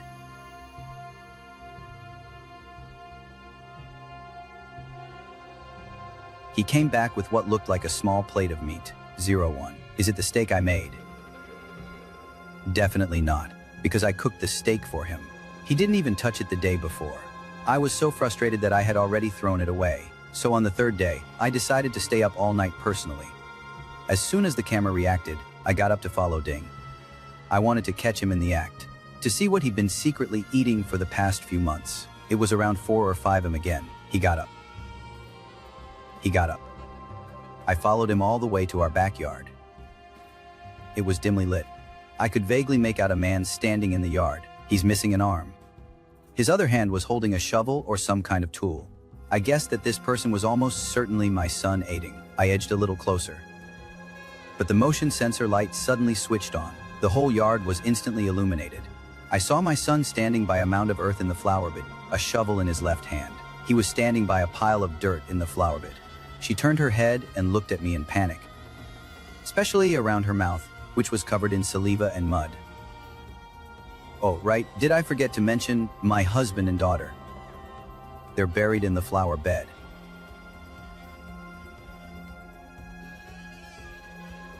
Paulboard, a small town in England. It's also where I live most of the time. The town doesn't have very convenient transportation, especially public transportation. There is only one bus route, few bus stops. My house is right across from one of the stops. I rely on this bus to commute in the morning and evening, so I know exactly when the bus arrives and when it stops. I am very familiar with it. This is why at 3:17 am on October 14th, when a late-night bus suddenly appeared in front of my house, I knew something bad was bound to happen. My bedroom balcony faces the bus stop across the street.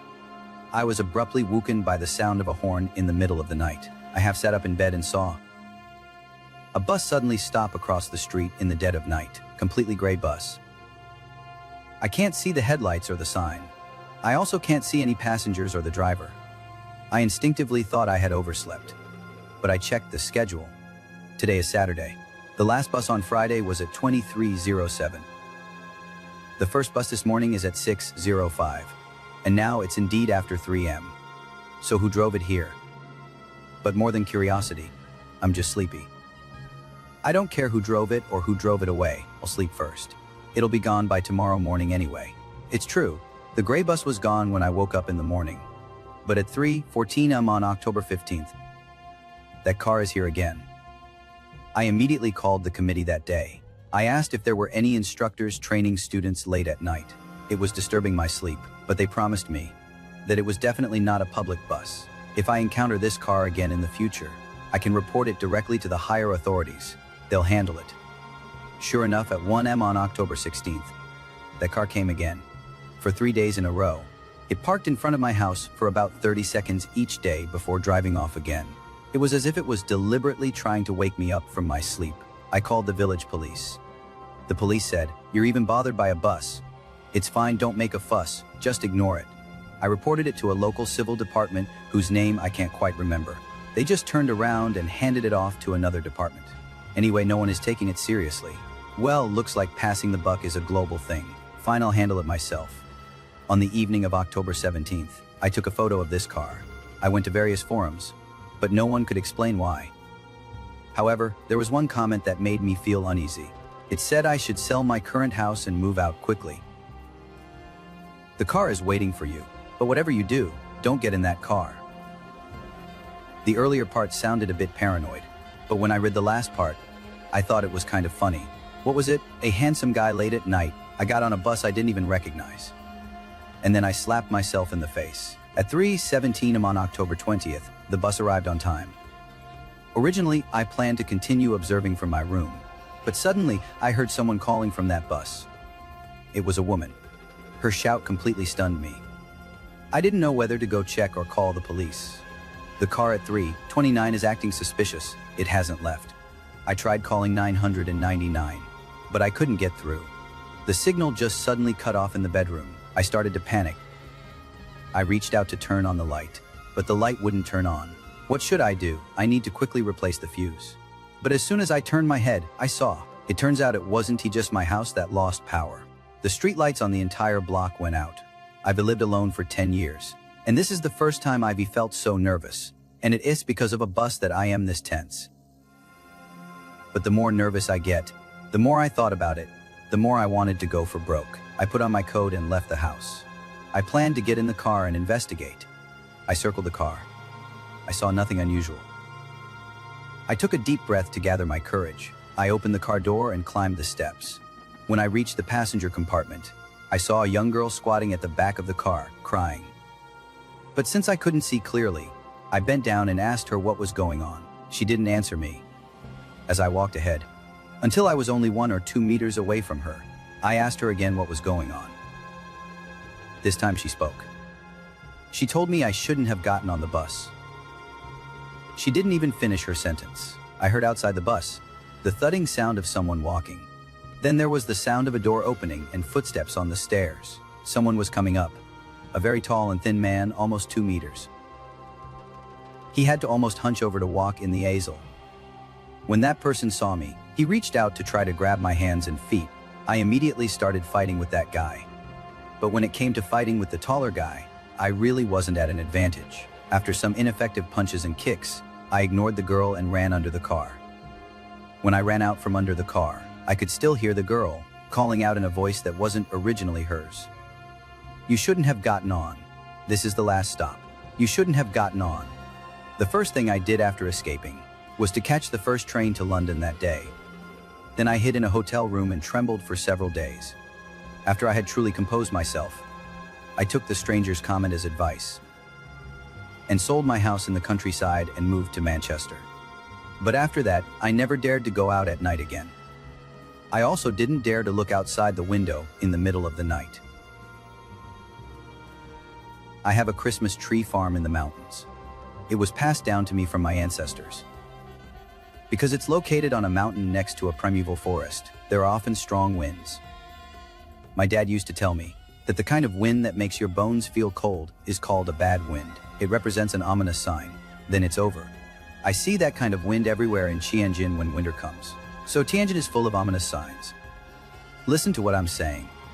When the story happened, the weather was gradually turning to winter. That bad wind had also started to blow. But I happened to return from the city to the countryside. Not only because winter is the peak season for selling Christmas trees, it's because I have some trouble to deal with. Many trees on my farm are withered and dying. They suddenly become brittle and crumble, falling all over the place. Especially those closer to the primeval forest are withering faster. They're dying off in droves. If this continues, my livelihood will be threatened. A few days after returning to the farm, a local woman came to see me. During the visit, she was also holding a withered young pine tree wrapped in paper as a remedy. It turned out she was here to file a complaint because the tree she bought from us died just a few days after she brought it home, and it was scorched black like charcoal. I asked if something had caught fire at your house. The fire damaged it. She told me to look closely. Only then did I discover that the surface of the branches was covered with a very strange, black sticky substance. It was a bit like black glue. It wasn't burnt to charcoal. I wanted to touch it. Maybe this is the reason why the trees in my house withered. She suddenly shouted, "Hey, don't touch it." Then she explained that her eldest son had tried to touch it, and as a result his fingers and arm got all rotten. There was nothing I could do, so I had to apologize and refund the money for the tree. After she stormed off in a huff, I finally realized I'd really run into trouble. I started to seriously think about what was going on. The trees on my family's farm are becoming like this. At first, I suspected it was due to the frequent earthquakes in this area, because our mountain didn't experience many earthquakes before. Lately, they've become inexplicably frequent. I could feel them almost every day. Most were minor tremors. But the last one was particularly noticeable, or rather, it's becoming more and more obvious. After that incident, I went to the forest to check. I found that my pine trees had sunken several inches into the ground. It could have been an earthquake. It brought out some strange substances from the earth. My trees must have gotten infected. But it wasn't just me who encountered strange things. The old man who sells chickens and eggs next door also experienced it. This old man's name is Luke. The next morning, on my way to the farm, I ran into him. We chatted about the weather for a bit. He mysteriously told me, "Hey, something got into my chicken coop. It urinated in my chicken coop and dragged all my hens out and killed them." I asked him if it was a coyote, because this has happened before. After all, we live in the mountains. He told me it definitely wasn't a jackal, because jackals would eat the chickens. I was completely dumbfounded. So some animal got into your chicken coop, dragged your chickens out and killed them, leaving them whole and uneaten. He said they weren't thrown away whole. It's more complicated than that, because some chickens were missing feet, others were missing heads, and some had their eyes gouged out. What kind of animal would eat only those parts? People around me have been encountering strange things one after another. It's made me even more averse to the recent earthquakes. Then another one happened that night. This tremor was more intense than any before. I could feel it all through my entire house. In the middle of the night, in the kitchen, things in the living room kept jingling for a long time. It was when I was woken up from sleep. I saw a pink light shining from the mountain in the distance. The next day, when I ran into my neighbors, they all said they had seen the light in the mountains too. But since I don't believe in aliens, or mysterious things like ghosts and spirits, I thought that the glowing thing might just be something that damaged my trees and stole Luke's chickens. So that day, I brought Luke along to investigate it. Plus, Luke and I get along well. So I asked him to help clean up those dead branches and leaves. After all, many of the pine trees have already been damaged by the earthquake, or corroded by that dark, sticky substance I mentioned earlier. They can't be sold at all. Luke just happens to have an excavator. After finishing the farm work during the day, we set off together at 7 p.m. Maybe we'll see that light again tonight, right? The two of us drove the excavator into the mountains. I plan to tackle the tough challenges first, start digging from the biggest tree. But after only a short while of digging, it felt like the machine got stuck on something. Luke gave it full power and dug. He ended up digging out an incredibly long plant root. The root stretched all the way into the woods, to a place we couldn't see, and the excavator actually got scratches and dents from this thing. Said this thing is so hard. And it stretches all the way into the mountain. It's both hard and long. What am I even talking about? Luke said, "Oh, I feel the same way." This thing probably grew out of the forest in the mountain. It has been growing in the ground, non-stop. It grew all the way down to the base of these saplings. If not for the earthquake, we might never have seen it exposed so close to the surface. I suggest we just dig along this path. Let's root it out completely. Easier said than done. The two of us started digging into the depths of the forest. But right then, another earthquake started. Luke was sitting on top of this heavy excavator. Nothing will happen. I was standing beside my little pine saplings. They wouldn't be hit by anything. But I don't know if it's related to the tree roots we dug up from underground. The forest floor actually collapsed. I saw the excavator's pedals stuck in the earth. Luke was sitting on the machine, unharmed. But I suddenly fell into the collapsed ground. From what I remember now, I kept sliding down. I grabbed onto whatever stones, tree roots, or branches I could find, but it was useless. When the earthquake stopped, I estimate I had fallen about 4 to 5 meters underground in the forest. It was incredibly deep. Once my eyes adjusted to the darkness, I realized I had fallen into a place that resembled a tunnel. Everything around me was covered in gray. There was the smell of mold and rotten meat everywhere. Breathing in the air made me want to throw up, because the forest had gone quiet again. I heard Luke above me jump from the excavator with a thud and land on the ground. I shouted from above, "Hey, you okay?" I said, "I'm fine." It felt like I had fallen into some kind of tunnel. Luke didn't respond right away. After a few seconds, he said, "Oh, older people know about this. There used to be a lot of old coal mines here. You probably just fell into one of them. Don't worry, these mines all have tunnels. It's all been cleared out. There's nothing inside." I felt a lot more at ease all of a sudden. Then I discussed with him how to get me lifted up. First, I need to stay away from the excavator, so it doesn't suddenly fall. Then, we need to wait for Luke to drive to a nearby place called Pine Tree Harbor Village. He'll stop by the hardware store to get a rope and use the truck to pull me out. After finalizing the plan, Luke left. I turned on my phone's light and waited where I was. But obviously, this plan would take a long time to implement. I started observing the mine shaft. To say it's still a mine shaft now is a bit of a stretch. Because above it, after such a large forest had grown over it, the passages were completely overgrown with tree roots, and all the roots were connected, like they were part of the same plant. It was the first time I'd ever seen an underground forest. At first, I thought it was pretty amazing, but after a while, being alone in the mine, I started to feel a little uneasy. Because it had been 2 hours. Luke still hadn't come back. I started calling out to him. No one answered. So I just picked one of the mine shafts. I tried to make my own way out. As I walked, I realized I must have chosen a path leading deeper into the forest, because I could see the tree roots above getting bigger and older. And the smell made me want to. Even 9/10 wanted to. Fortunately, the further I walk, the wider the tunnel feels. I must be getting closer to the mountainside. The original exit of the mine should be nearby. But the unfortunate part of this good luck is that I realized I am not the only one walking in the tunnel. Because I can hear the sound of animal claws scratching something behind me, and that low growl like a beast's howl. But maybe it's because I've been in such a quiet place for too long. I probably started hallucinating, but I realized the branches around me began to show things that we couldn't see. In the mine tunnels outside the mountain, there were some animals and human corpses. And most of these corpses were incomplete. Their legs were caught in these tangled tree roots. The tree roots over there got caught around 2 legs. Immediately, I thought of the chickens at Luke's house, how they were dragged out, killed, missing arms and heads. I wonder if these people encountered something similar while they were alive, not sure. But there are also complete bodies. Their movements are particularly strange, almost like they're crawling. I'm still really curious. I also found it hilarious. What kind of idiot wouldn't walk in such a wide mine shaft, but instead chose to climb into the tangled tree roots? I slowly began to believe that something was really chasing me. I had originally planned to walk to conserve energy, but now I've switched to running. Whatever was behind me started running too.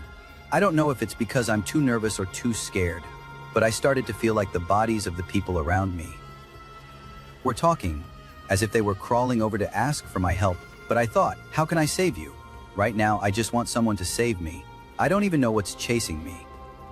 Thinking of this, I really couldn't help but look back for a moment. What exactly was chasing me? Thinking back now, I really regret looking back then.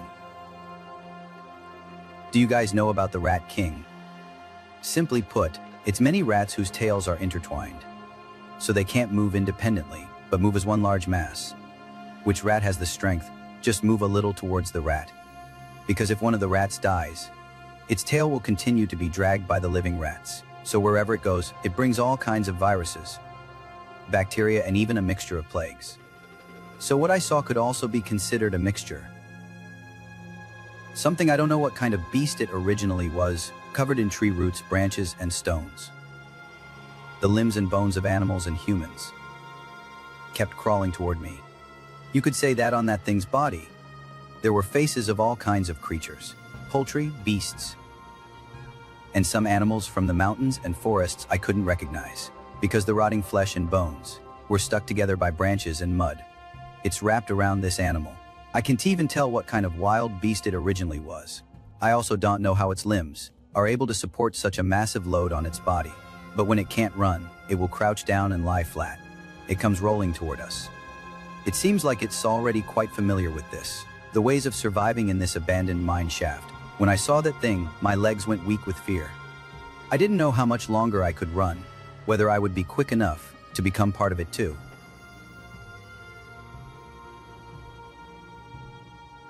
But I have to thank my quick wit. I knew to shine my flashlight at that thing, because I know that thing is always at night or in tunnels. It's definitely very sensitive to light.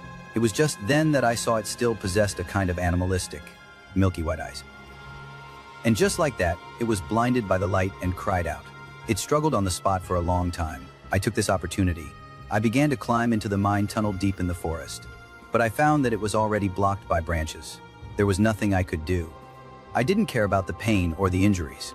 I just squeezed myself into the gap between the tree roots and the ground. Wherever there was space, I squeezed in.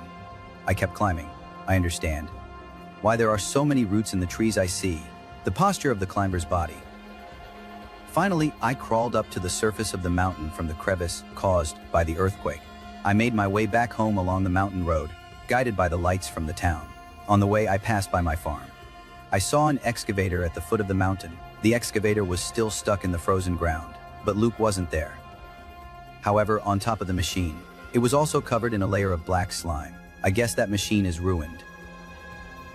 Or maybe Luke is gone too. I decided to go to Luke's house first. I found it empty. The door wasn't locked and his truck was gone. Later, I planned to temporarily look after Luke's chicken coop for him. But unexpectedly, Luke disappeared from that night onwards, and I never went back. When I shared this experience on Reddit, the wind picked up again. Maybe another earthquake was coming, or something else strange. I decided before I left the farm for good, I should at least fill in the hole I fell into, because I felt like it was getting deeper and deeper.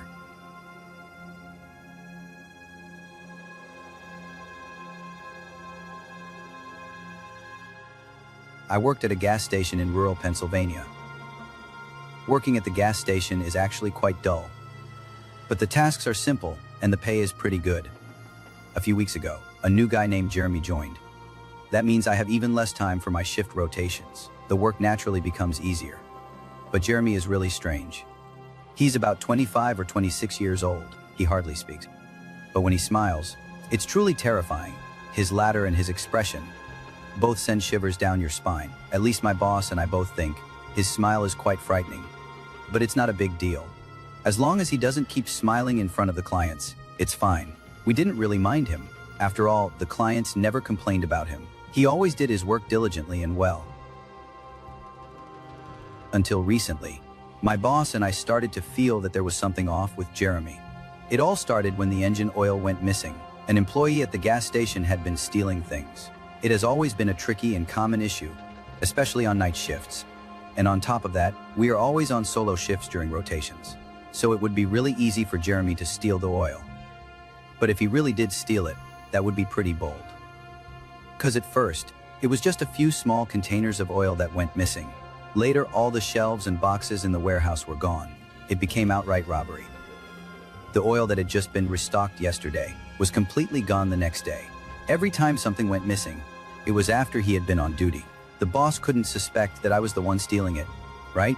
So my boss started checking the surveillance footage from the nights when Jeremy was on duty. I've watched it several times and still haven't found any clues. Before Jeremy closed the door and left the gas station, everything was fine. After he left, the next day, when people went there, they found the motor oil was missing. We investigated for several days but found nothing.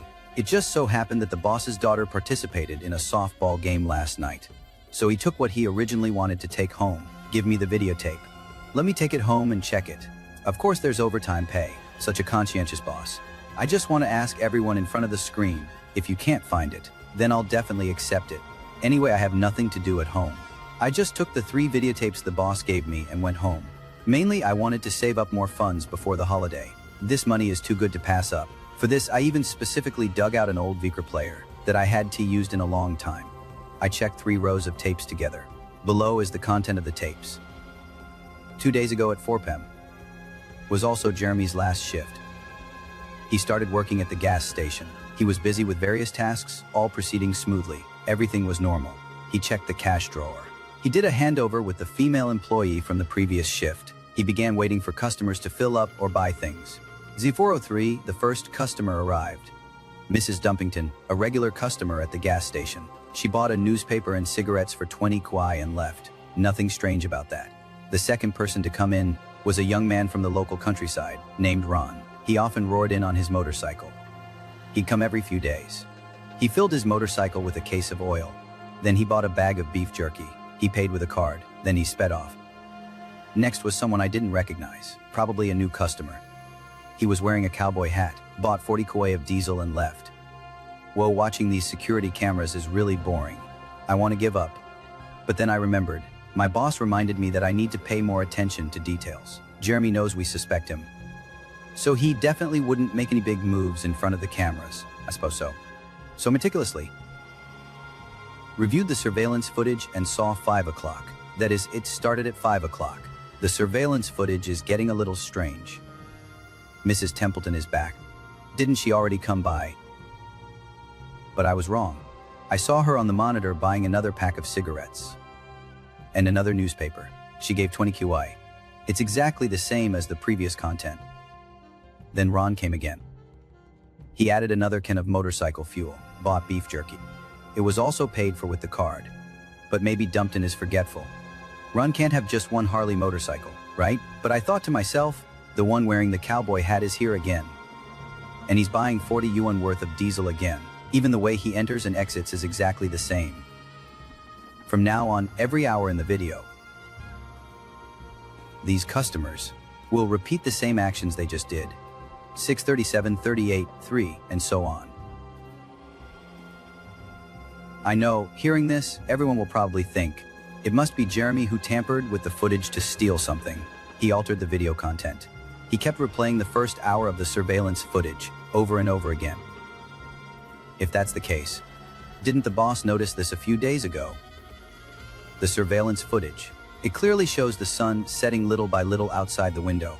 We can also capture Jeremy constantly sweeping and mopping the floor. The tasks he does for restocking are always different. None of them are the same. He keeps coming in again and again. I can say I was both amazed and a little scared. It fast-forwarded to him locking the door and driving home. By the time he finished his shift, not a single box of oil was missing. I quickly started rewinding. I wonder if I missed something. It was right at 12:03. I saw Jeremy's head suddenly appear in the frame. It flashed for a moment.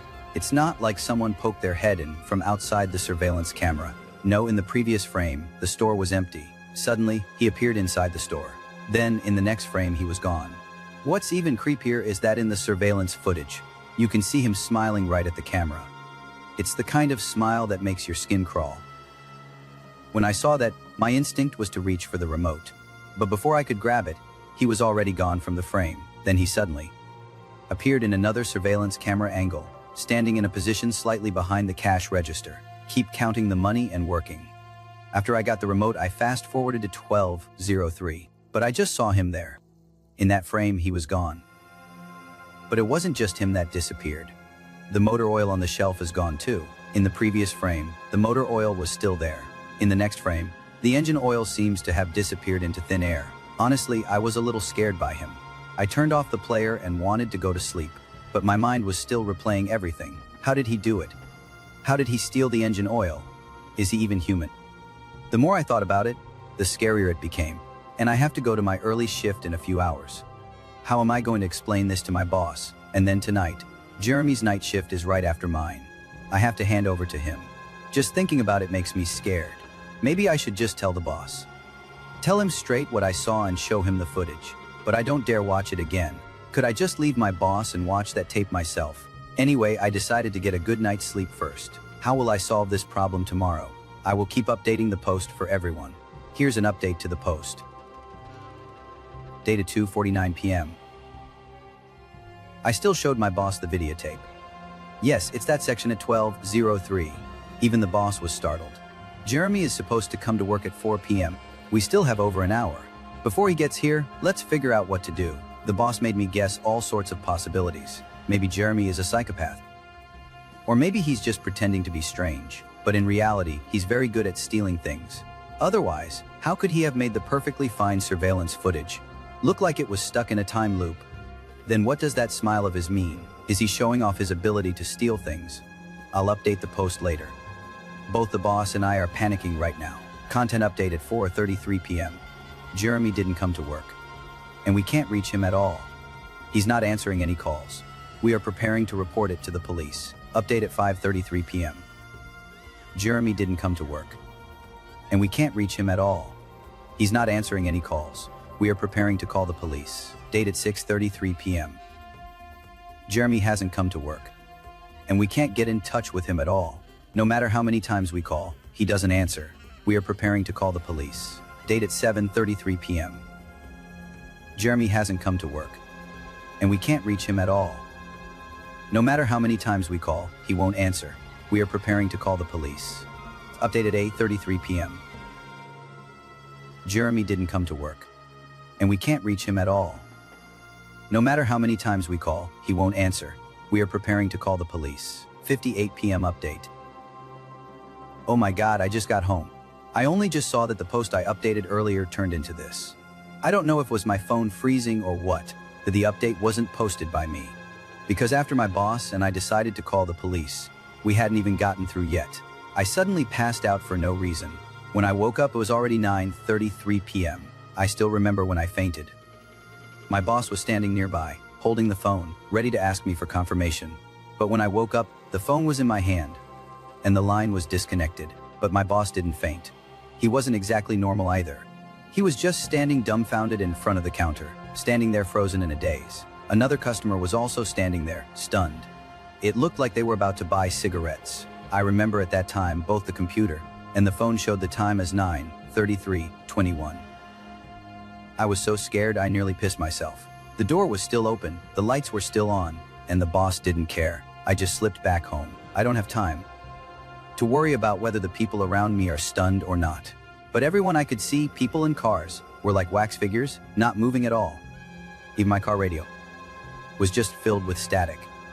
But I'm not sure if that's because I was too nervous and experiencing hallucinations. Because when I was halfway home, the radio in my car started playing music. And I noticed that the time on my phone wasn't stuck at 9:33:21 anymore. Do you think it's possible that Jeremy ambushed me, knocked me out, and because of brain damage or something, I started having these hallucinations? Maybe the posts updated in the last few hours were all him secretly using my phone to post. He was just being mysterious. At 33 this morning, the last update to the post. I was terrified all last night. Finally, around 4:30 this morning, I fell asleep. But I didn't rest for long. At around 6 o'clock, my boss called me. He said he called the police last night, and he told them about what we discovered. My boss handed all the employees' resumes to the police. It had Jeremy's address on it, so the police were searching for Jeremy all night. Guess what the police found? Jeremy's resume lists his home address as a vacant lot. There used to be a house there last century, but it was gone by 1993. Burned down. Arson was arson. The whole house was filled with motor oil. They threw a Molotov cocktail and burned it down. 3 out of the family of 4 died. The one who survived, they didn't say survived. He went missing and was never found. According to locals, the one who went missing was their son, the one neither the adults nor the children liked much. The youngest son, who was somewhat estranged. The killer still hasn't been found. I don't know if the killer set the fire and killed the family of 3, and also took the little boy. No matter what happened with that case later on, just hearing this already drove me crazy. The worst part is that my boss still wants me to go to the gas station now. This is the first time in my life that I dared to shout at my boss at the top of my lungs. I said, "You're crazy. I still dare to go now." He said not to worry, the police are still here, and this thing really blew up. You have to come, because the spy is here. I thought if it's really related to that arson case, I might just stay home alone. It's safer to be with the police and agents. So I left for the gas station at 7:15. When I arrived, I saw 4 men in suits. They greeted me. Then they asked me to sit down and tell them what had happened. So I talked about those 3 videotapes. I talked about the missing motor oil. I talked about my experience last night. When it comes to the videotape, one of the FUBI agents told me, "There's a new tape. That must be the footage from last night." I watched it again with them, and then signed a pile of documents, mostly confidentiality agreements. So the Fuffbay told me and explained what they did. I can't continue posting about this here. But what they told me really gave me chills down my spine. But I knew I couldn't do anything about it. After a while, I went home. So that's the update on my post. I work at a gas station in a rural part of Pennsylvania. I might need to head back to the station now, because some strange things have been happening recently. My boss and I both suspect that a new employee has been stealing engine oil from our store. My boss asked me to work overtime to check the surveillance tapes from that employee's night shift and look for evidence of him stealing. It also just so happens that I was planning to save some extra money before the holiday. Of course, I'll take this job. Besides, I don't think it'll be much trouble, because every time it's after this new employee leaves work that the engine oil goes missing. Check the security footage from his shift. We'll definitely catch him stealing. By the way, this new employee is named Jeremy. My profession has always been the reason why my friends are a bit scared of me. Because I've always worked as a forensic examiner, the workload in this field is never something you can control. Of course, it's not something my boss decides either. For example, recently there have been 2 murder cases, and my colleagues have been swamped with work. My colleague told me, because during the first half of the year, our department had a case of a buddy theft. And coincidentally, I was the main person in charge at the time. If the body hadn't been found in the end, I probably would have lost my job. Of course, it's also possible they kept me because they think I'm smart, haha. So for the past 4 months, I've been assigned to an assistant position, helping out or organizing files. It was a good opportunity to take a break, spend some time reading books I enjoy. This afternoon was no exception. At that time, I was in the Criminal Investigation Department's office, waiting for Officer Gussie to return with the materials. I was busy scrolling through my phone's memo. I was organizing my things when I heard the office door suddenly open. Officer Gu and 2 young people rushed in. I quickly stood up and handed the things over. I said, "Director, this is the report from Qixin Zhao." Before I could finish my sentence, Gu grabbed the stack of papers and flipped through them quickly. He tossed them onto the desk without a word. Then he sat down with a thud. He said to one of the young men, "You need to quickly gather your team members again. The first 2 issues are unresolved, and now a third one has popped up. The inspection department is probably starting to laugh at us now, those lovely kids." The young man quickly nodded, turned around, and walked out of the office to make a phone call. This young man is called Lingkla. He has been following the old temple for over 2 years. Only he can tolerate the old temple's temper. After all, the other young man I don't recognize is already standing to the side, keeping his head down, not daring to say a word. I have a good relationship with the old temple as well. Previously, when there was the burglary case, he spoke up for me. It sounds like there's some news. I leaned in and asked, "Director, has the serial killer struck again?"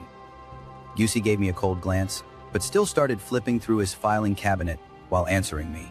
He said this time, it was someone hung completely naked. There was a sandbag tied to their feet. A sandbag. I was instantly intrigued.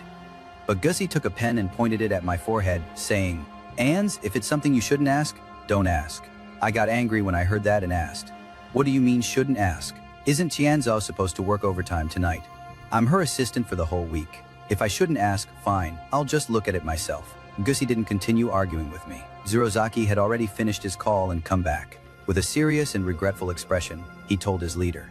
He said, "Director, I've already informed them. However, they are still at the scene of the island case. They probably won't be back to the training area here for another half hour." Gussie listened and nodded. He waved his hand, signaling. The 2 young men each returned to their own workstations. I looked around, and when there was no one else nearby, I leaned in a little and asked the director, "What hobbies did you have when you were in college?" Gussie shot me a glance, changing the subject and hesitating to answer. I quickly explained. Said, "No, I was just thinking. When you were in college, was your mind full of serious matters? Were you thinking about your future and making a name for yourself in criminal investigation? Or did you also have some spare time to read leisure books and such? Because I haven't had much work recently, so I read some books and found that these cases might be related." Then he interrupted me and said, "Reading mystery novels by Koya and Akira all day won't help you solve the case, Ans." I said, "Go away, no, that's not it. I'm reading proper books." Then I deliberately lowered my voice and asked him, "Don't you think these serial killings, copycat crimes, copycatting who I've never heard of, boiling people tied up in bathtubs, or burning them on balconies before?" I clapped my hands and said, "So I said you don't have time to read light novels, huh? I didn't say he was copying criminal cases. Have you heard of the European witch hunts? It's from the medieval anti-heresy thing, right? Yeah, and then they slap their hands and call you a witch. Actually, it referred to people who went against the teachings of the Catholic Church. It could even be someone who just wanted to experiment with herbs, or try to treat a bug bite on their skin. People could just grab you and burn you alive. The methods were extremely cruel. I think Goosey didn't quite understand, so I added, let me give you an example. Tie the thumbs of the hands and feet of those suspected of being witches together, crosswise, then put them into a scalding hot tub, and let them slowly sink to the bottom and drown or be scalded to death. Then he was shocked. I've never seen his eyes so wide. He stared at me and asked, "Is this how witches are executed?" I shook my head and said no. This is the method of interrogation, because people would consider those who float as witches and those who sink as innocent. To clear their suspicion, most people choose not to struggle. He sank into the water. I know why he was so upset all of a sudden. A week ago, a man named Daozong died in the exact same way I just described. He mysteriously died at home. But it wasn't in the sink, it was in his bathtub. He was found at that time. The entire bathroom was stained crimson and black from the hot water, because his chest had been slashed open with a sharp weapon, a deep cross. I noticed it wasn't just Goose Sai who was interested. Those two young lads nearby were also secretly leaning in to eavesdrop. I cleared my throat and continued. If you were to look through some old British books, you will find that what is recorded inside is much more outrageous than you can imagine. For example, those who interrogated the witches I just mentioned, some of them also faced retribution. According to the book, they were burned to death by invisible hellfire. The ancient temple couldn't sit still anymore. It stood up from its seat and stared at me, saying, "Are you talking about the second case? 3 days ago, in a residential area in Bunkyo Ward, a charred body was found. The body was curled up with clenched fists. If it weren't for the witness's testimony, there's no way to tell that this is the body of a young woman. But what's even more ridiculous is the witness's testimony. They say this woman was standing on the balcony when suddenly she was hit by something like an arrow or a spear. Then she started wildly flailing and struggling against the air. Finally, she slowly became burning hot, blackening and rotting, until she was still. It was as if she had been burned to death by an invisible fire. Where were you watching all this?" When the ancient temple asked me this question, his tone was neither urgent nor harsh. But because he was standing so tall, it always made me feel that his question was somewhat frightening. I answered honestly. I said, "You can go check the books in the library or bookstore. The official and unofficial histories of the Middle Ages. They're all discussed there." "Go." Then he gestured to the young man I didn't recognize and said, "Kosaka, go over the scene report from today." The young man was stunned for a moment, but he obediently flipped through his notebook and did as instructed. He said, "The incident took place at the new Fuji apartments in the Central District. The deceased's name is Takako Enda. Her occupation was a translator." This time Kozan interrupted Kosaka. He scolded him to state the cause of death directly. The young man quickly turned to the next page and said, "The deceased was found naked, thrown from the window of their 7th floor apartment. Their feet were bound with approximately 30 kilograms of sandbags. After a 15-meter fall, the body suddenly stopped. It was suspended near the 2nd floor of the apartment building." Yusai tilted his chin and said, Is there an explanation for this witch hunt?" I confidently smiled and said, "Of course there is. It's just a failed imitation of the crime. Because executions of witches in the Middle Ages were not as simple as hanging. After being thrown from a height, the weight on their feet would tear them apart. The main issue was that the place she fell from was too low. Otherwise, she would have been torn in half by now." Gu Temple's eyes widened a bit more after hearing that. He immediately started ordering Kobayashi and Zirozaki to come over. He began assigning new tasks. He kept muttering something to himself from time to time. "It seems speaking up for you was worth it. Next time you order yakitori, allow me to pick a more expensive place." Something like that. But this time, it was finally my turn to interrupt him. I said, "Hey, director. I haven't gotten to the main point yet." Gyusai and his two lackeys turned around. I asked, "Have you encountered any paranormal cases over the years?" "Even paranormal cases are just people pretending to be supernatural," she insisted. I asked again, "Then have you heard of grave robbers?" This time, all three of them were silent. I asked if you remember what I just mentioned about the executioners who hunted witches. They will face retribution and be burned to death. The book says that it's not their peers or others who kill them. but the witches who crawl out of their graves. In other words, the witches they killed. Where are the executioners now? Wherever there are empty graves and missing bodies of witches. These missing bodies are called grave diggers. But the old temple didn't like that. Said, all right, that's a bit of a stretch. Can corpses get up by themselves? Then tell me, where are all these missing bodies lately? He was also stunned when he said this. Once again, he showed that surprised expression. He slowly looked at me. I nodded and said, didn't we just find it? Okyusi muttered a curse under his breath. He turned to Ling Kai and said, go get the case files for the Quentu case. Kosaka, being new here, probably doesn't know where it is. Kondo, the one who vanished from our hands, the body that disappeared without a trace, the one who almost cost me my job. Rizaki, truly worthy of being the last disciple of Kodera, has completely mastered his decisive and efficient work style. In a flash, he found a copy of the file. When handing some of them to Kosaka, he didn't forget to introduce them, saying that 4 months prior, Kendo was the victim, in a physical assault case, and his own steroid dealer. During the transaction, they had a quarrel, resulting in him being stabbed in a vital area and killed on the spot. But the body has already been sent to the forensic examiner. It suddenly disappeared again. While saying that, he pointed at me. I had no choice, so I self-deprecatingly pointed at myself. Kobayashi also started flipping through the files, page by page. At the same time, he asked Zurozaki how they eventually found it. In the lake in the Okutama forest in western Tokyo. There is a small lake called Kansnuma. That's where it was found. It's strange that after such a hot summer, there was no swelling or decay. The skin was exactly as it would be immediately after death. Even the scar from the stab wound on his chest looked brand new. Kosaka seemed scared. The 4 of us didn't say a word, but we all seemed to tacitly accept a strange, supernatural and unbelievable things. Kondo is the grave digger who started the witch hunt. He's the reanimated corpse roaming Tokyo, committing crimes. A living corpse. The whole office was filled only with the sounds of papers being turned and the murmuring of someone reading. To Kosaka shakily said, Director, Gusai really doesn't hold back, just says spit it out if you have something to say. Director, the 11 eyewitnesses in the Kenda case are.